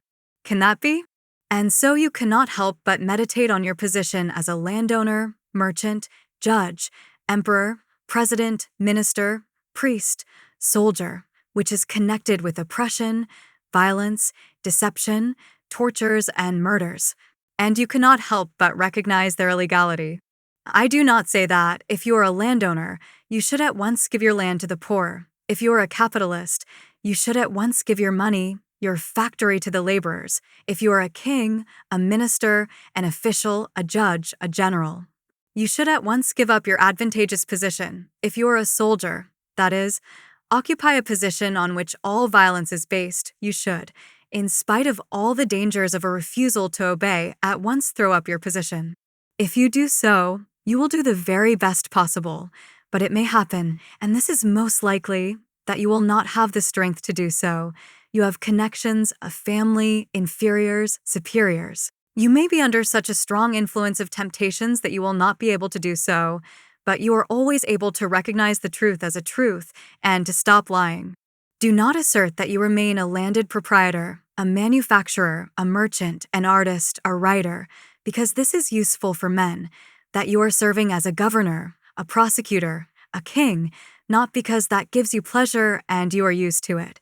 but for the good of humanity, that you continue to be a soldier, not because you are afraid of punishment, but because you consider the army indispensable for the security of human life. You can always keep from lying thus to yourself and to men.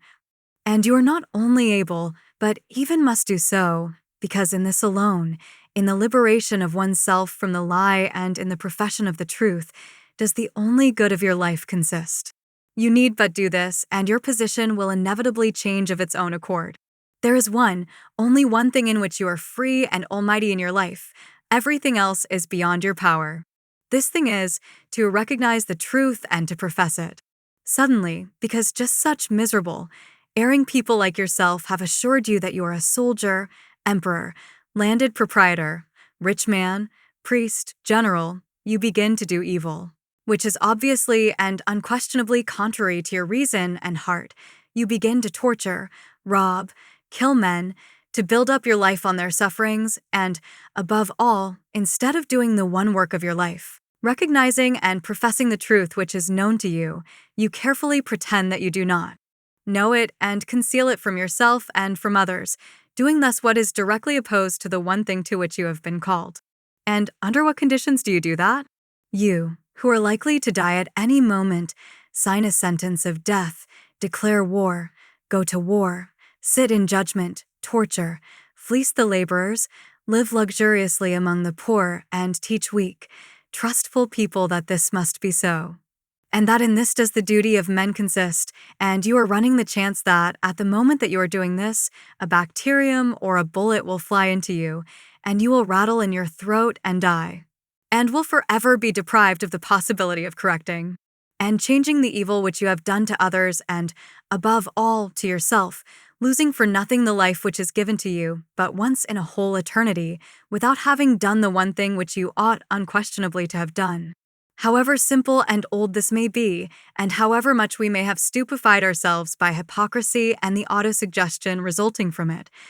nothing can destroy the absolute certainty of that simple and clear truth that no external efforts can safeguard our life, which is inevitably connected with unavoidable sufferings and which ends in still more unavoidable death. That may come to each of us at any moment, and that, therefore, our life can have no other meaning than the fulfillment, at any moment, of what is wanted from us by the power that sent us into life and gave us in this life one sure guide, our rational consciousness. And so this power cannot want from us what is irrational and impossible, the establishment of our temporal, carnal life, the life of society or of the state. This power demands of us what alone is certain and rational and possible, our serving the kingdom of God, that is, our cooperation in the establishment of the greatest union of everything living, which is possible only in the truth, and, therefore, the recognition of the truth revealed to us and the profession of it, precisely what alone is always in our power. Seek ye the kingdom of God and his righteousness, and all these things shall be added unto you. The only meaning of man's life consists in serving the world by cooperating in the establishment of the kingdom of God, but this service can be rendered only through the recognition of the truth and the profession of it by every separate individual. The kingdom of God cometh not with observation, neither shall they say, Lo here, or Lo there. For, behold, the kingdom of God is within you.